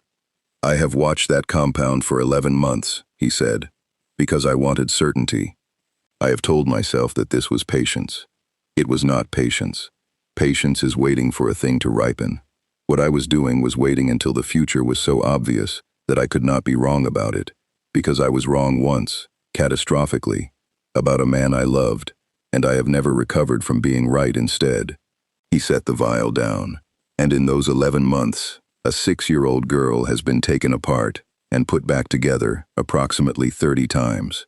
Mirio didn't say anything for a moment. That was the thing about him that nobody expected. So we go, he said. So we go, tomorrow 04 o'clock, before the shift change, with a team assembled in 19 hours instead of a month, because I have finally understood that certainty was never available, and I have been spending a child to buy the feeling of it. Sir. Mirio leaned forward. Deku's coming. Midoriya is a first year with a provisional license and a quirk he cannot control below 30%. And he is coming because you asked, and because you are correct, and because I have run out of grounds to refuse you. Night Eye's glasses caught the desk lamp. It changes nothing about my opinion of him. It might, Mirio said cheerfully, and stood. At 23:52, Hawks put a call through on the secure line and did not open with a greeting. Your timetable's dead. Night Eye was already reaching for a pen. Go. 2 things. 1, the warehouse with the Swiss line. Lights went on at 8 this evening, and there's a refrigerated convoy staged outside it. 3 trucks. They're not delivering. They're waiting. Hawk's voice had lost every trace of its usual drawl. 2, 20 minutes ago, the 5th ward property took a bulk nitrogen delivery. Unscheduled. 11th this fortnight, and the 12th is booked for 05:30 tomorrow. And here's the part that got me out of a chair. The 05:30 is booked to a different address. Which address? Doesn't exist yet. It's a lot number on reclaimed land, no structure on it, and somebody filed a temporary utility connection for it at 9 o'clock tonight. A beat. He's moving the plant. And you don't move a plant unless you're moving what feeds it. Night Eye closed his eyes. 11 months of photographs on a wall. Every approach mapped. Every delivery timed. A perfect, patient, immaculate operation built around a house that was going to be empty by dawn, and a girl who would go into a truck at 5:30 in the morning and come out at an address that did not exist, and the whole apparatus, the vitrification line, the warehouse, the freezers, the 100-year shelf life that a grieving man had personally, brilliantly handed to Kai Chisaki 6 days ago, waiting on the other end of the journey. "Zero Fort is dead," he said. "Oh, Fort is dead." Night Eye opened his eyes and reached for the room-wide channel, and his voice, when it went out to 31 people across 4 agencies and 1 high school, was perfectly level. "All units, the raid moves to 0230. That is in 2 hours and 38 minutes. Draw what you can carry and be at the staging point in 90 minutes, or be left behind." 4 levels beneath the 5th ward, at 0011, Victor Fries stood in front of an open crate of packing foam with a clipboard he did not need, watching Chisaki's men load the last of the tuned reagents, and did the arithmetic he had been doing for 6 days. The convoy left at 0530. Eri went with it, sedated, in a transport unit he had been asked to specify and had specified honestly, because a dishonest specification would have killed her. Nemoto was on shift until 02 o'clock, and Nemoto could not be lied to, so Freeze had not lied to anyone in 6 days. He had simply arranged the truth in a particular order and let 3 separate men draw 3 separate wrong conclusions from it, which was not lying, and which he would have to answer for eventually to somebody. 2 of the 3 trucks had refrigeration units on the roof running off independent gensets. The 3rd one didn't. The 3rd one was chilled off the compound's own plant through a hard umbilical, and it would run on internal reserve for perhaps 40 minutes after disconnection, and the man who had signed off on that arrangement had been Victor Fries, 4 days ago, in writing. He put the clipboard down. Somewhere above him he could hear the plant laboring against the summer heat, and the belt on the alternator was still 11 degrees off true, and he thought about a room with a drain in the floor, and a blanket someone had chosen from a shop, and a child who had raised her head and said, "I'll be good." They went in at 0230 and the house was empty in 9 seconds. That was the first thing. Not a trap, not a firefight, an absence.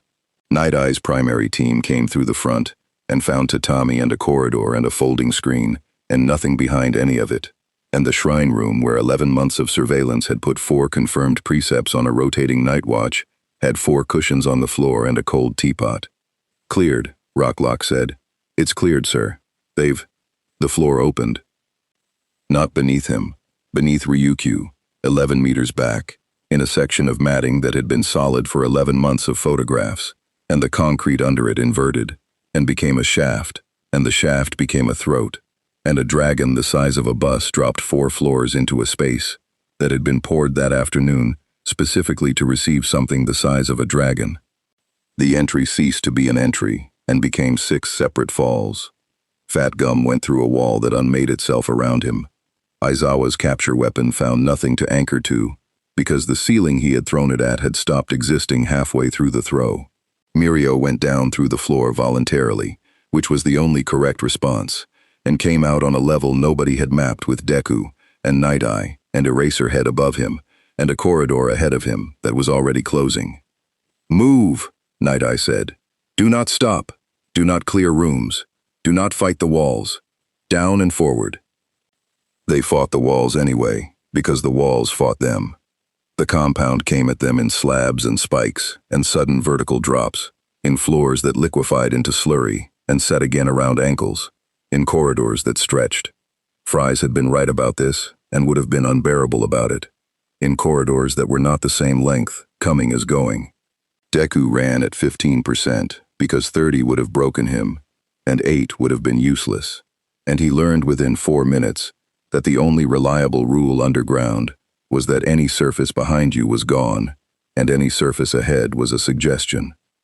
They lost Rappa and Tengai on the 3rd level, and it cost them Fat Gum's team and 11 minutes.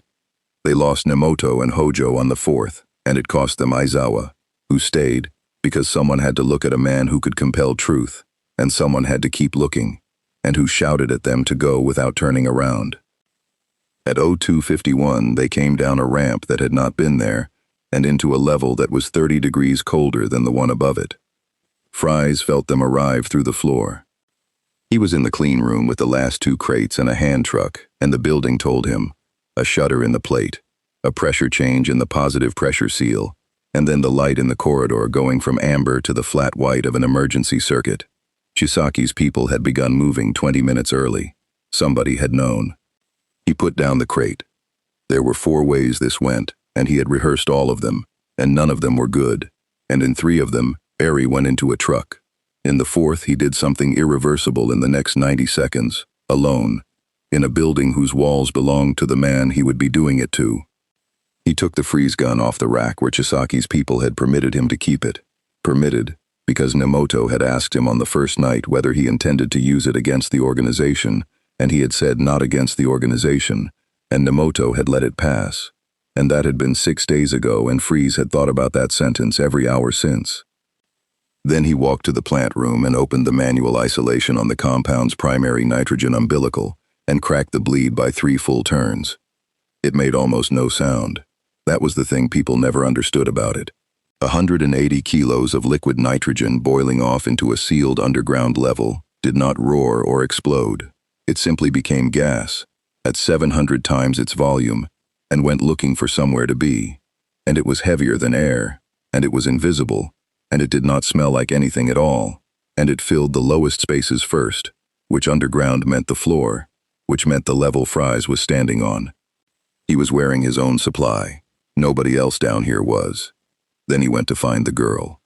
Mirio hit the transport corridor at full speed and went through 11 meters of solid material without slowing, which was the entire point of him.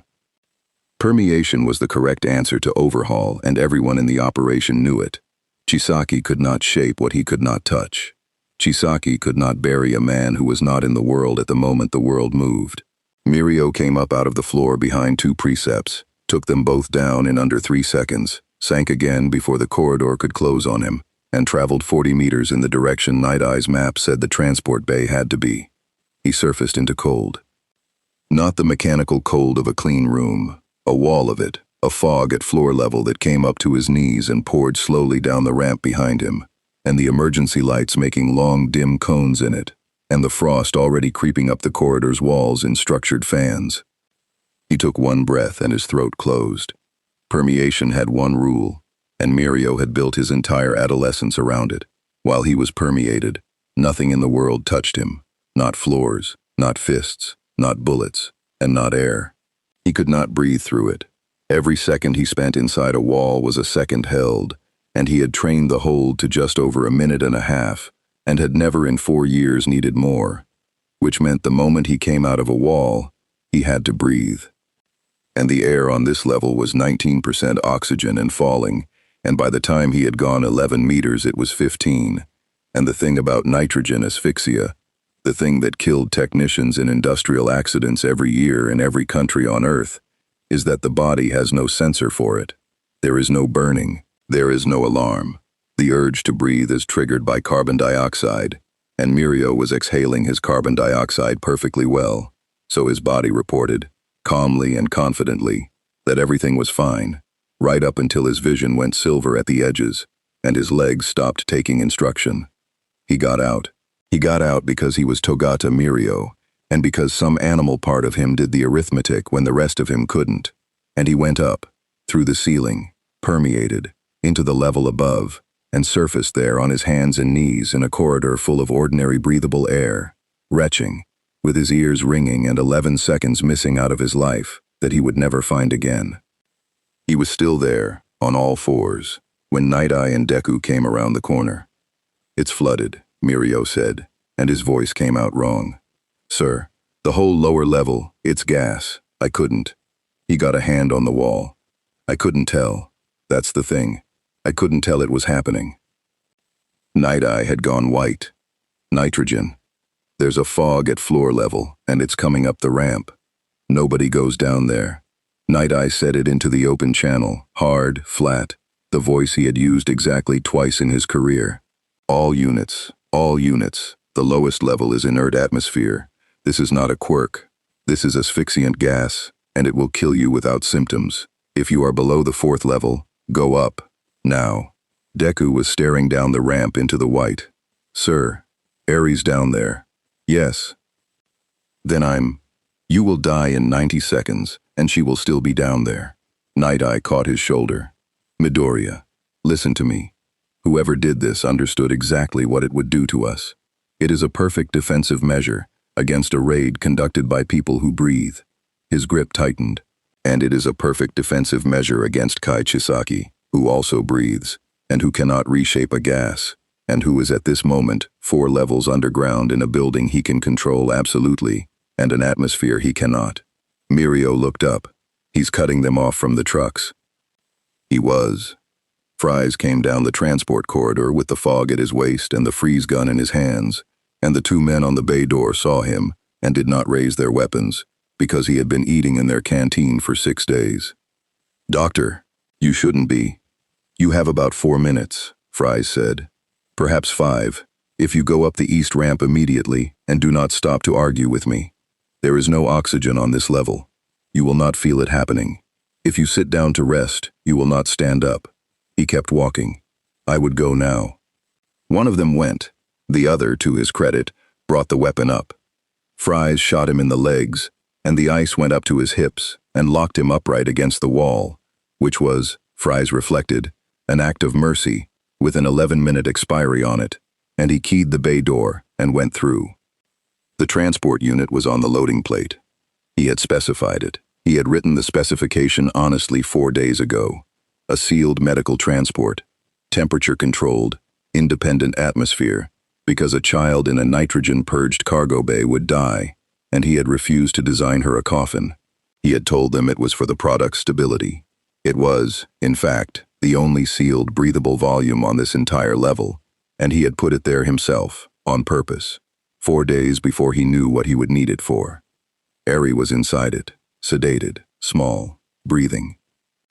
Fries put both gauntlets on the release and got the panel open, and the internal atmosphere held, and he had one hand under her head and one under her knees, and she weighed almost nothing at all. She weighed nothing, 6 years old, and light as a folded coat, and he had not held another human being in a very long time. The bay door reformed behind him. Not closed. There had been a door, and now there was wall, seamless, 3 meters of it, poured and set in under 2 seconds, and the fog on the floor went suddenly still, because there was nowhere left for it to go. "Dr. Fries." He turned with the girl in his arms. Kai Chisaki stood at the far end of the bay with his mask on and one glove off, and his bare hand resting flat against the wall, and he was not out of breath, and he was not angry, and that was worse than anything. "You've flooded my compound with an asphyxiant," Chisaki said. "You've killed the raid, which I'm grateful for, and you've killed my shift, which I'm not, and you're holding my property." The bare hand pressed. The floor beneath Fries's feet went soft as wet clay, up to the ankle, and set. "I'm going to ask you a question," Chisaki said, walking forward through the fog, "and I want you to understand that I already know the answer, and that I am asking because I would genuinely like to hear you say it out loud." He stopped 4 meters away. "Your wife is in a commission facility in a box you cannot open. I am the only man alive who can put this child's blood into her, and in 1 hour, in a warehouse across the bay, she was going to be cured." He tilted his head. "So explain to me why you're standing in my transport bay with my resource in your arms, choosing a stranger's child over the woman you have kept frozen for 40 years. Victor Fries did not answer immediately. He shifted the child's weight onto his left arm, which put the freeze gun in his right, and he did it slowly enough that Chisaki could see him do it, and understand that it was not a threat, only arithmetic. "You've asked the wrong question," he said. "You've asked me why I chose. I haven't chosen anything. I've picked up a sedated 6-year-old in a room with no oxygen in it, which is what any person with hands would have done, and you've decided that constitutes a philosophy." His breath fogged the inside of the dome and cleared. "Also, you're dying. I'm aware. You have perhaps 90 seconds of useful cognition left, and you are spending them on rhetoric. I said I'm aware." Chisaki put his bare palm flat against the floor. The concrete under him did not crack. It opened, in a widening iris 4 meters across, and beneath it there was suddenly a shaft, poured and set as it fell, walls forming around a hole that had not existed a second earlier, dropping away into a dark that had no bottom Fries could see. The fog went into it, heavier than air, obedient to nothing but density. The whole white lake on the floor of the transport bay tipped and slid and poured down into the void Chisaki had made for it, and the level's own air came in over the top of it in a cold, rushing draw that snatched at Fries's coat. The iris closed. The floor was floor again. 19%. 20. The emergency lights stopped looking quite so dim. You built me a room I couldn't breathe in, Chisaki said, straightening. And I built a drain. I want you to hold on to that, doctor, for the next few minutes, because you are about to try several more clever things, and every one of them will be happening inside my hands. He flexed the bare one. Bring it in, Kurono. The far wall parted. Chronostasis came through it, pushing a gurney, and he had a respirator hanging around his neck, unused now, and his needle hands were folded down flat, out of respect or caution or both. On the gurney was the capsule. Fries stopped breathing. Not metaphorically. The harness registered it, chirped once, and resumed cycling on its own. It was hers. He knew the weld seam on the left-hand shroud, the one he had done himself at 3 a.m, in a rented workshop, with a borrowed rig, and had never gone back to grind smooth. The internal reservoir gauge read 71%. The frost on the viewport had the same feathered pattern it had had for 11 years, because it always formed in the same place, because the seal was very slightly colder there, because he had never been able to fix it. Nora Fries slept 4 meters away. The commission moved her on Tuesday, Chisaki said. Secure Medical Annex, Eastern Bay Reclamation. Transferred under an escort of 2 vehicles and a liaison officer. The transfer contract went to a logistics firm. I own the logistics firm. He said it without any pleasure at all, which was the obscene part. They will not have noticed yet. The paperwork is immaculate. It says she's in Kobe. You had her the whole time. I've had her since Tuesday. I told you nothing about it, because I needed 6 days of your undivided attention, and a man who knows where his wife is thinks about nothing else. Chisaki came forward, and now he was standing between Fries and the pod, and the geometry of it was not accidental. So, there is no longer any negotiation about access. She's here. The girl is here. My laboratory is 4 minutes walk away and my equipment is packed, but my hands are not, and I can do this in the next hour. Do what? Precisely. Fries's voice had gone very flat. Say the procedure. You're going to make me say it. I'm a scientist. You are proposing to treat my wife. Yes, you're going to say it. Chisaki inclined his head, conceding the point like a colleague. Her condition is not an injury, he said. It's 40 years of cellular degeneration, plus a mitochondrial disorder, plus whatever your preservation has done to her on top of both. And reversion has to walk a body back through every state it passed through to get there. The dose scales with the distance traveled. A bullet takes a quirk factor. One system, recent, shallow. What you're asking for is a whole organism dragged back 4 decades. Quantify it. Full exsanguination, Chisaki said. Every milliliter, plus the horn, not a harvest cycle. The horn taken at the base, entire, ground and processed. There is no 11-day regrowth after that, because there is no root left to grow from, and no blood left in her to run the passive regeneration that keeps her alive through the harvest in the first place. And she dies. She unhappens, Chisaki said. Which is a different thing, and I'd like the credit for the distinction, since she used to do it to other people. In his arms, Eri stirred. It was very slight, a shift of weight, a hand coming up an inch and dropping. The sedative was going. Her head turned against his shoulder plating, which was -10 and had frost on it, and she made a small sound of discomfort, and then went still again, and Victor Fries adjusted his arm, so that the coldest part of him was not against her face. He looked over Chisaki's shoulder at the frost on the viewport. He thought about the last conversation, not the last one before the chamber, the last real one, 6 weeks before that, in a hospital room, with the blinds half down, and a chart on the end of the bed that they had both stopped pretending they hadn't read. She had been so tired that speaking cost her, and she had spent some of it on this. Victor, promise me you'll stop working on me at some point and go be a person. He had said he would. He had lied. He had been lying about it for 4 decades, and she had never once been awake to catch him at it. And that was the arrangement he had made with his own life, and he had been, in the way of a man who has arranged everything, comfortable in it. He said, no. Chisaki was quiet for a moment. Say more than that. You want more than that. Fries's pale eyes came up. You want a reason with a shape you recognize, so that you can lose this argument to something and not to nothing. You want me to say that the child is innocent, or that there are lines, or some other sentence out of the mouths of the men upstairs in their costumes. I'm not going to give you that. I'm not a hero. I have never once been mistaken for one, and I froze a man's arms to the elbow 8 days ago, and I did not lose an hour's sleep over it. Then why? Because I've met you before, Fries said.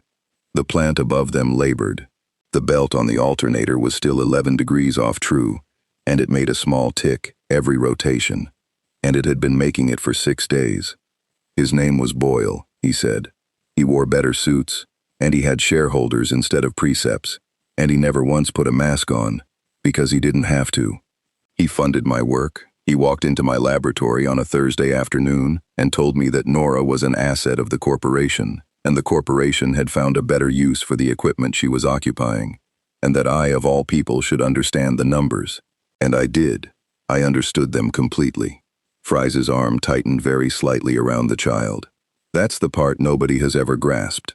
I wasn't confused by him. He was right, arithmetically. One woman, unrecoverable, versus a research program with applications. I have done that calculation 1,000 times since, and it comes out the same way every time, and it has never once been survivable to be on the losing end of it. So you'd rather she stayed frozen? I'd rather I stopped being that man's arithmetic, Fries said, and his voice cracked on it, one hairline flaw straight through the middle. You have a person in a room with a drain in the floor, and you have found a use for her, and you told me. You stood in that doorway and told me, in exactly the words he used, that you were the only one who ever had, and I built you a freezer.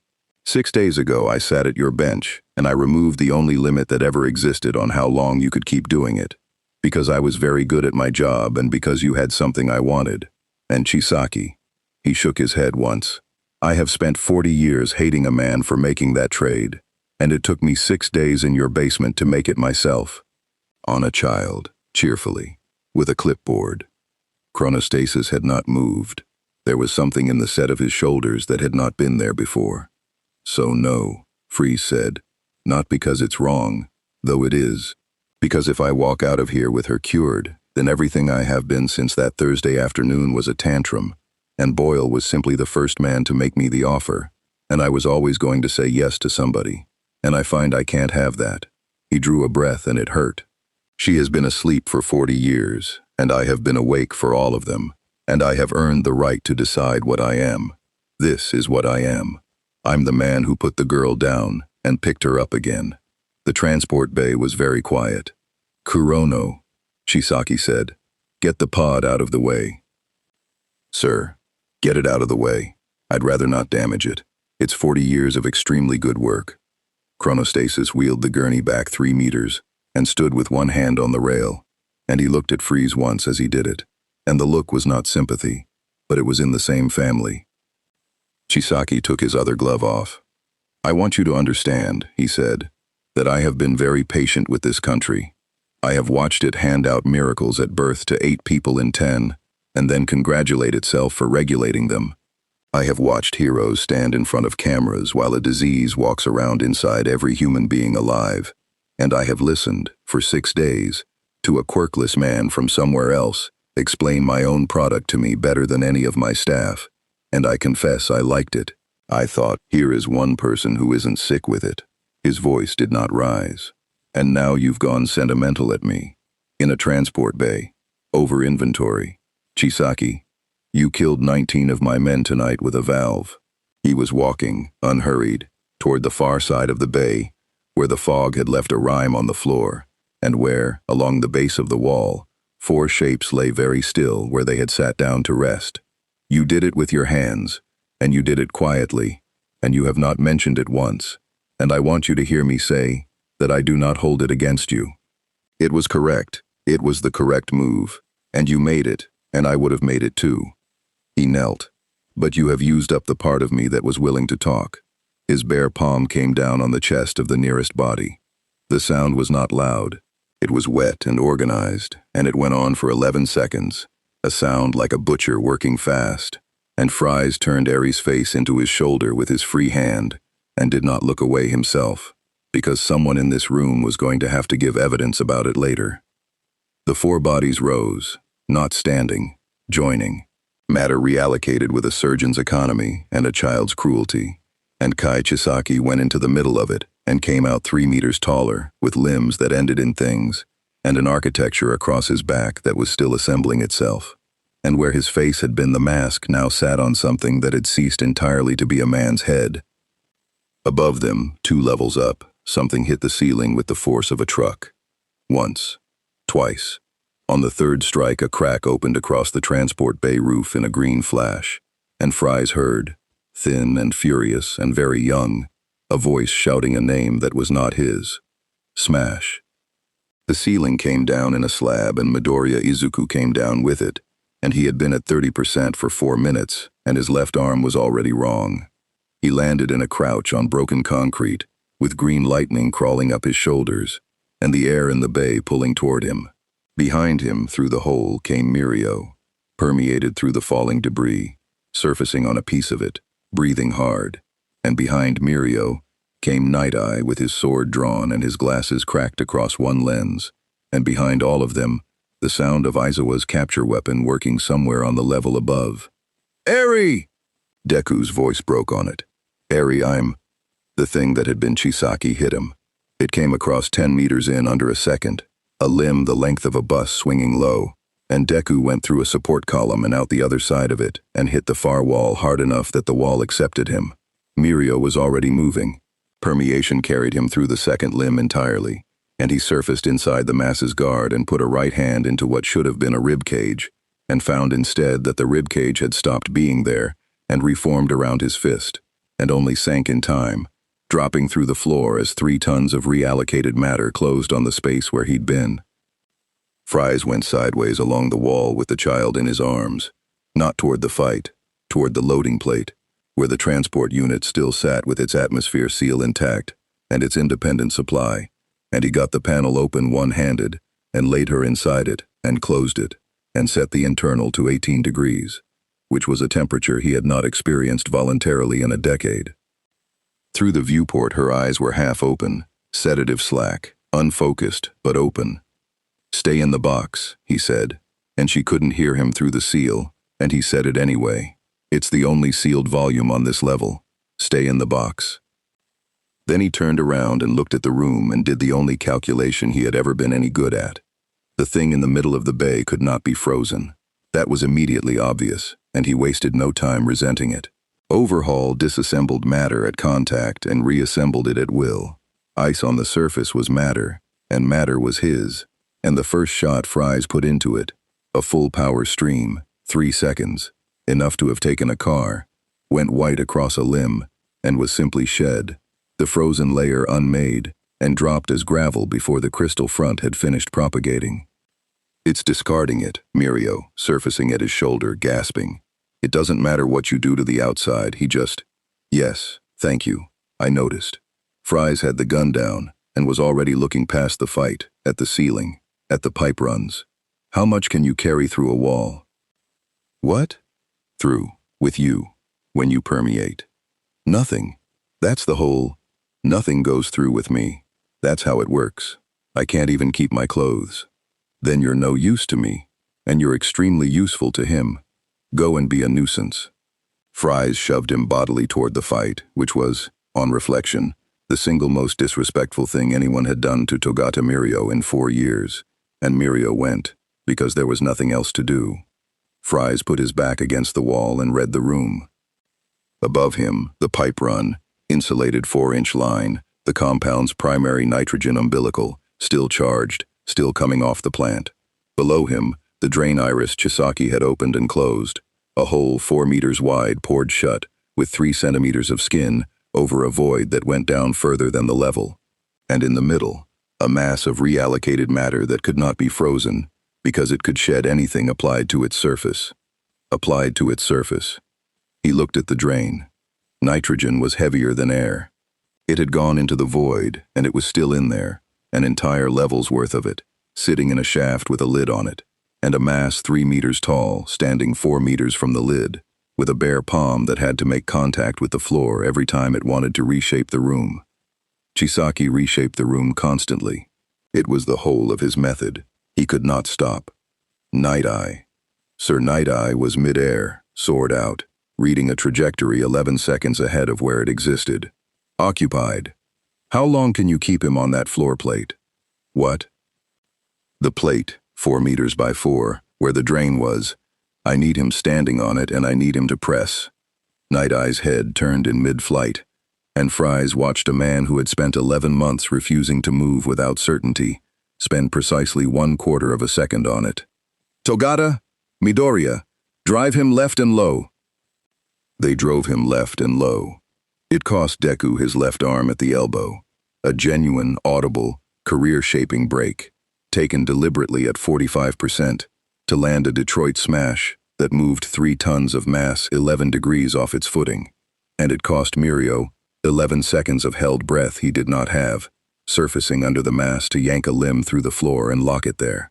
Night Eye came in over the top and put his sword through a joint, and Foresight told him exactly where the counterblow was coming from, and he got clear of it by 4 centimeters and no more.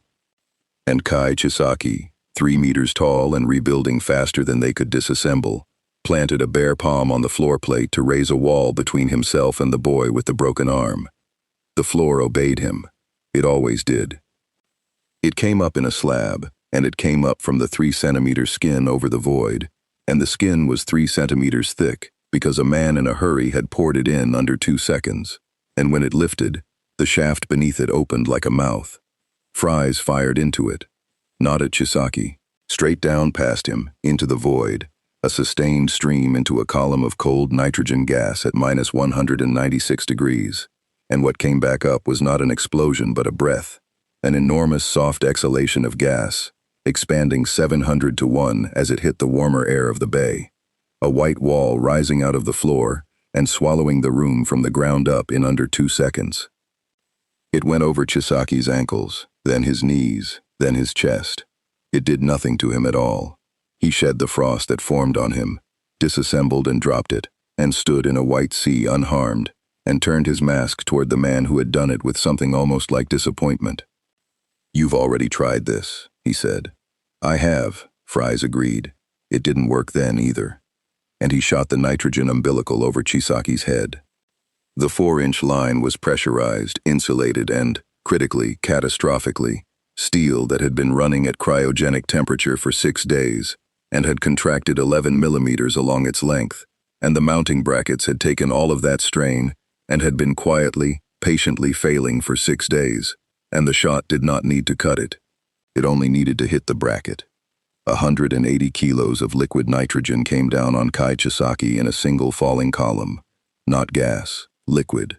Straight onto 3 tons of biological mass with a surface area like a cathedral, and the Leidenfrost layer that would have protected him from a splash could not form under a sustained column, and the disassembly, which was faster than anything, was not faster than the speed of sound in steel, which is how quickly a material at ambient temperature learns it has become a material at minus 196. He shed the outer layer. It came off in gravel.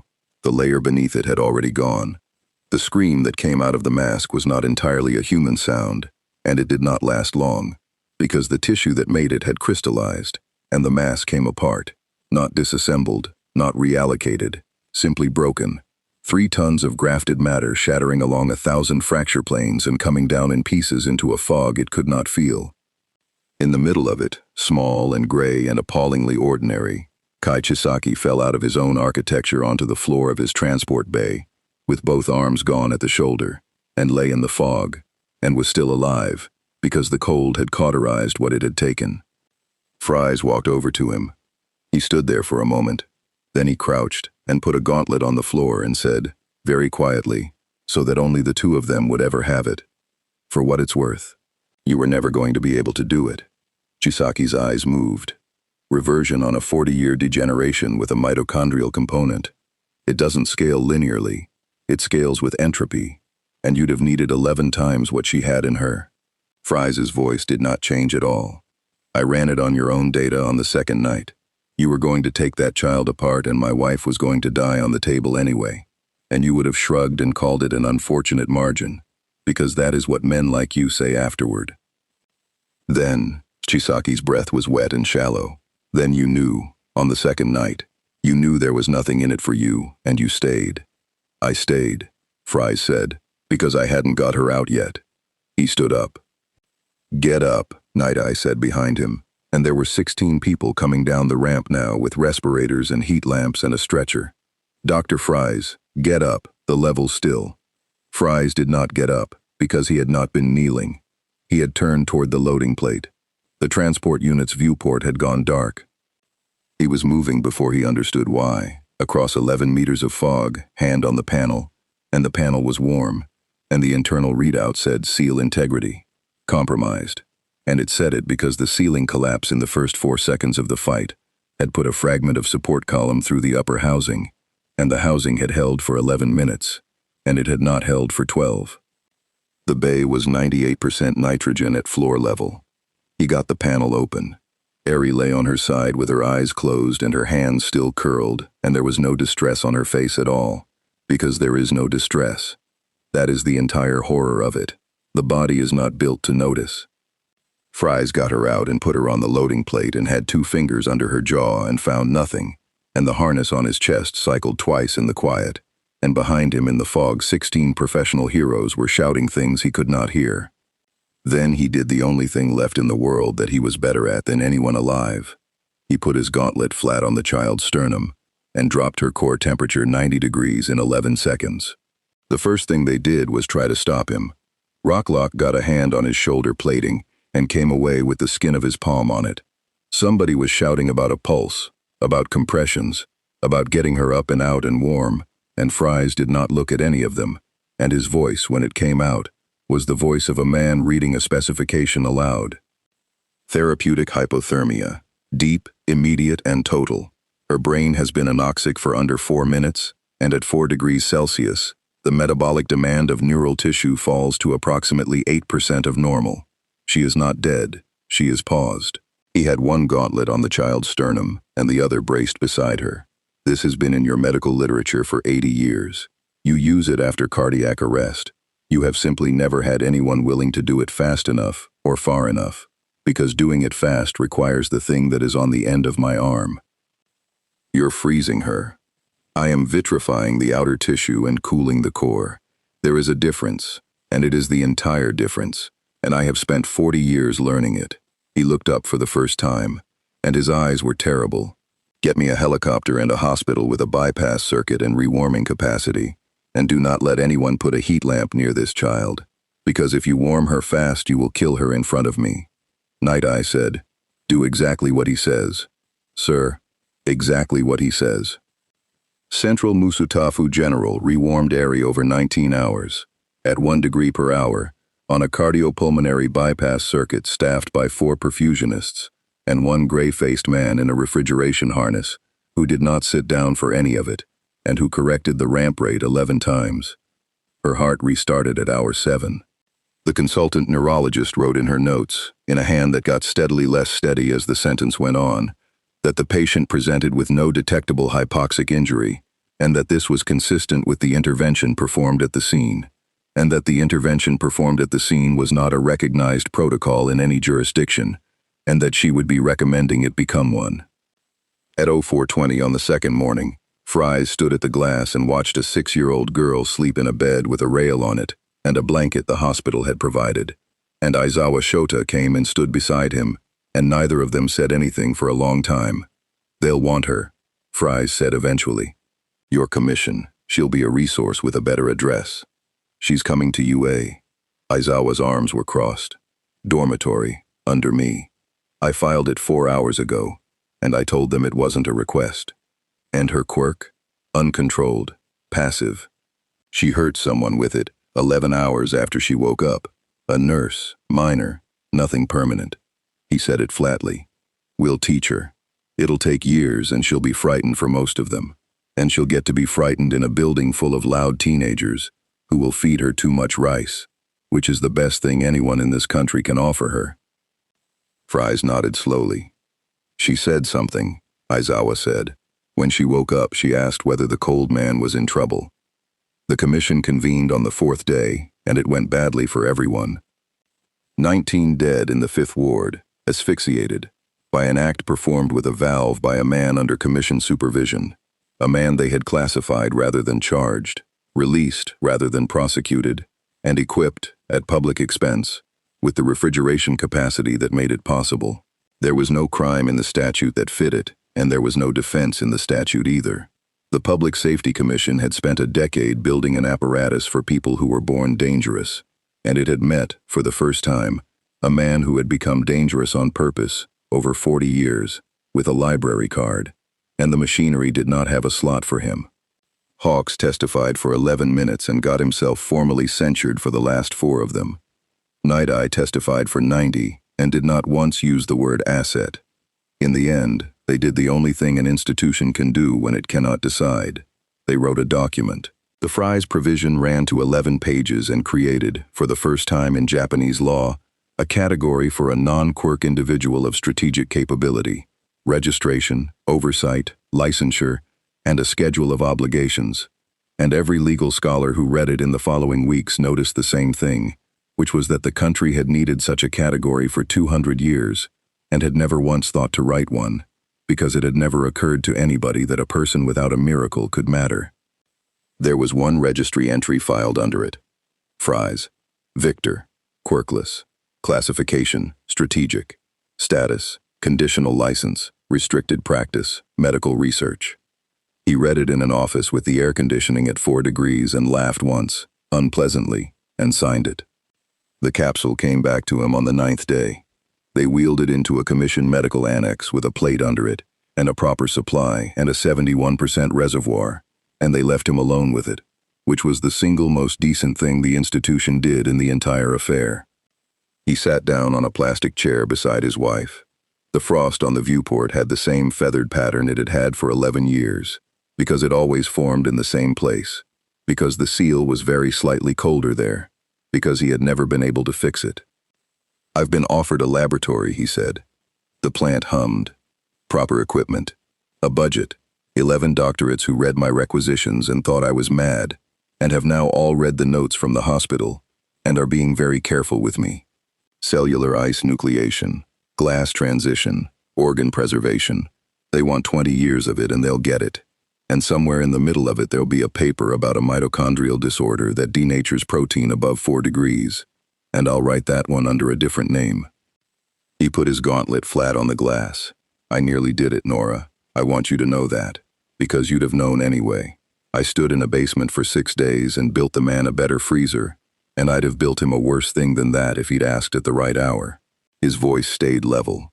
"You told me once to stop working on you at some point and go be a person. I've decided the second half was the important part, and I'm 40 years late on it, and I don't intend to be a good one, only a different one." The reservoir gauge did not move. Below the glass transition there is no chemistry. Nothing decays. Nothing improves. Nothing happens at all. "I'll be back on Thursday," Victor Fries said, and stood up and went to work. Eri came out of hospital in the 3rd week and stood in the UA dormitory doorway, holding a bag that was too big for her, with Aizawa behind her and 18 loud teenagers, arranged in a very poorly disguised welcoming formation, and she looked at the floor and said she was sorry.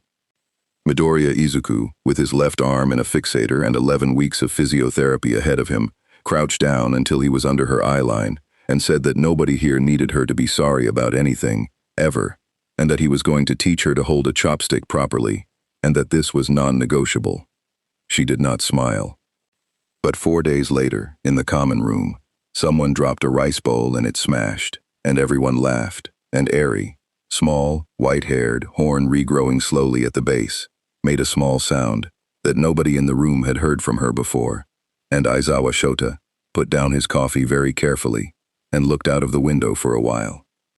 On her bedside table there was a card, delivered by a commissioned courier, containing no message and no signature, only a printed line, in a font chosen by an institution. "If she is ever unwell, in any way, at any hour, call this number." She kept it for the rest of her life. In a laboratory on reclaimed land at the eastern end of the bay, the lights ran all night. The country called him a great many things over the following years, and never settled on one. which was the most honest thing it ever did about him. He was not a hero. He never claimed it, never accepted an agency's offer, never appeared at a press conference, and refused the license upgrade 3 times in writing. What he was, in the end, was the first entry in a category, a man with an ordinary body and an extraordinary amount of time, who had walked into a world of miracles and quietly demonstrated that the miracles had made everyone lazy. His third paper, published 11 months after the raid, opened with a line that got quoted in medical schools for a generation. Cold is not an absence of anything. It is only patience, applied to matter. He worked, and he improved. And every Thursday he sat in a room at 4 degrees with a woman who was not getting better and not getting worse, and he did not lie to her anymore. And in a Tartarus cell in the deep tears, an old man with no eyes and 100 quirks in his hands had a newspaper read to him aloud by a guard who had been paid to do it, and heard about a laboratory, and a category, and a quirkless foreigner nobody could switch off, and all for one tilted his head and smiled with the whole ruined lower half of his face. "There's nothing to take," he said, delighted. "Isn't that wonderful?" Hero Society survived Kai Chisaki the way it survived everything, loudly, on camera, with a ranking, published the following week that had Endeavor still at the top, and 11 analysts explaining what it meant. The Shie Hasaikai was broken. The bullets that existed were confiscated. The ones that were going to exist, 10,000 of them, in a warehouse across the bay, stable for 100 years, never did, because the man who could have made them possible spent 6 days deciding not to be someone, and then walked into a room that had no air in it.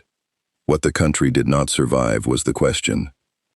Because a quirkless man had built a strategic capability out of chemistry and patience, and erasure had found nothing to erase, and the greatest thief in the world's history had nothing to steal, and somewhere in the 11 pages of the Fries provision was a sentence that the Commission had not intended as an indictment and which read, to anyone paying attention, exactly like one, capability may be acquired. 80% of Japan was born with a miracle. Nobody had ever asked what the other 20% might do with 40 years, a grievance, and no one watching. In a Tartarus cell, an old man is still smiling. In a dormitory at UA, a girl is learning to hold a chopstick. And in a laboratory on the Eastern Bay, the lights are on, and the temperature is 4 degrees, and a man who is not a hero is working late again, because his wife is still asleep, and the world has finally started asking the right question, and Victor Fries has always been very good at waiting.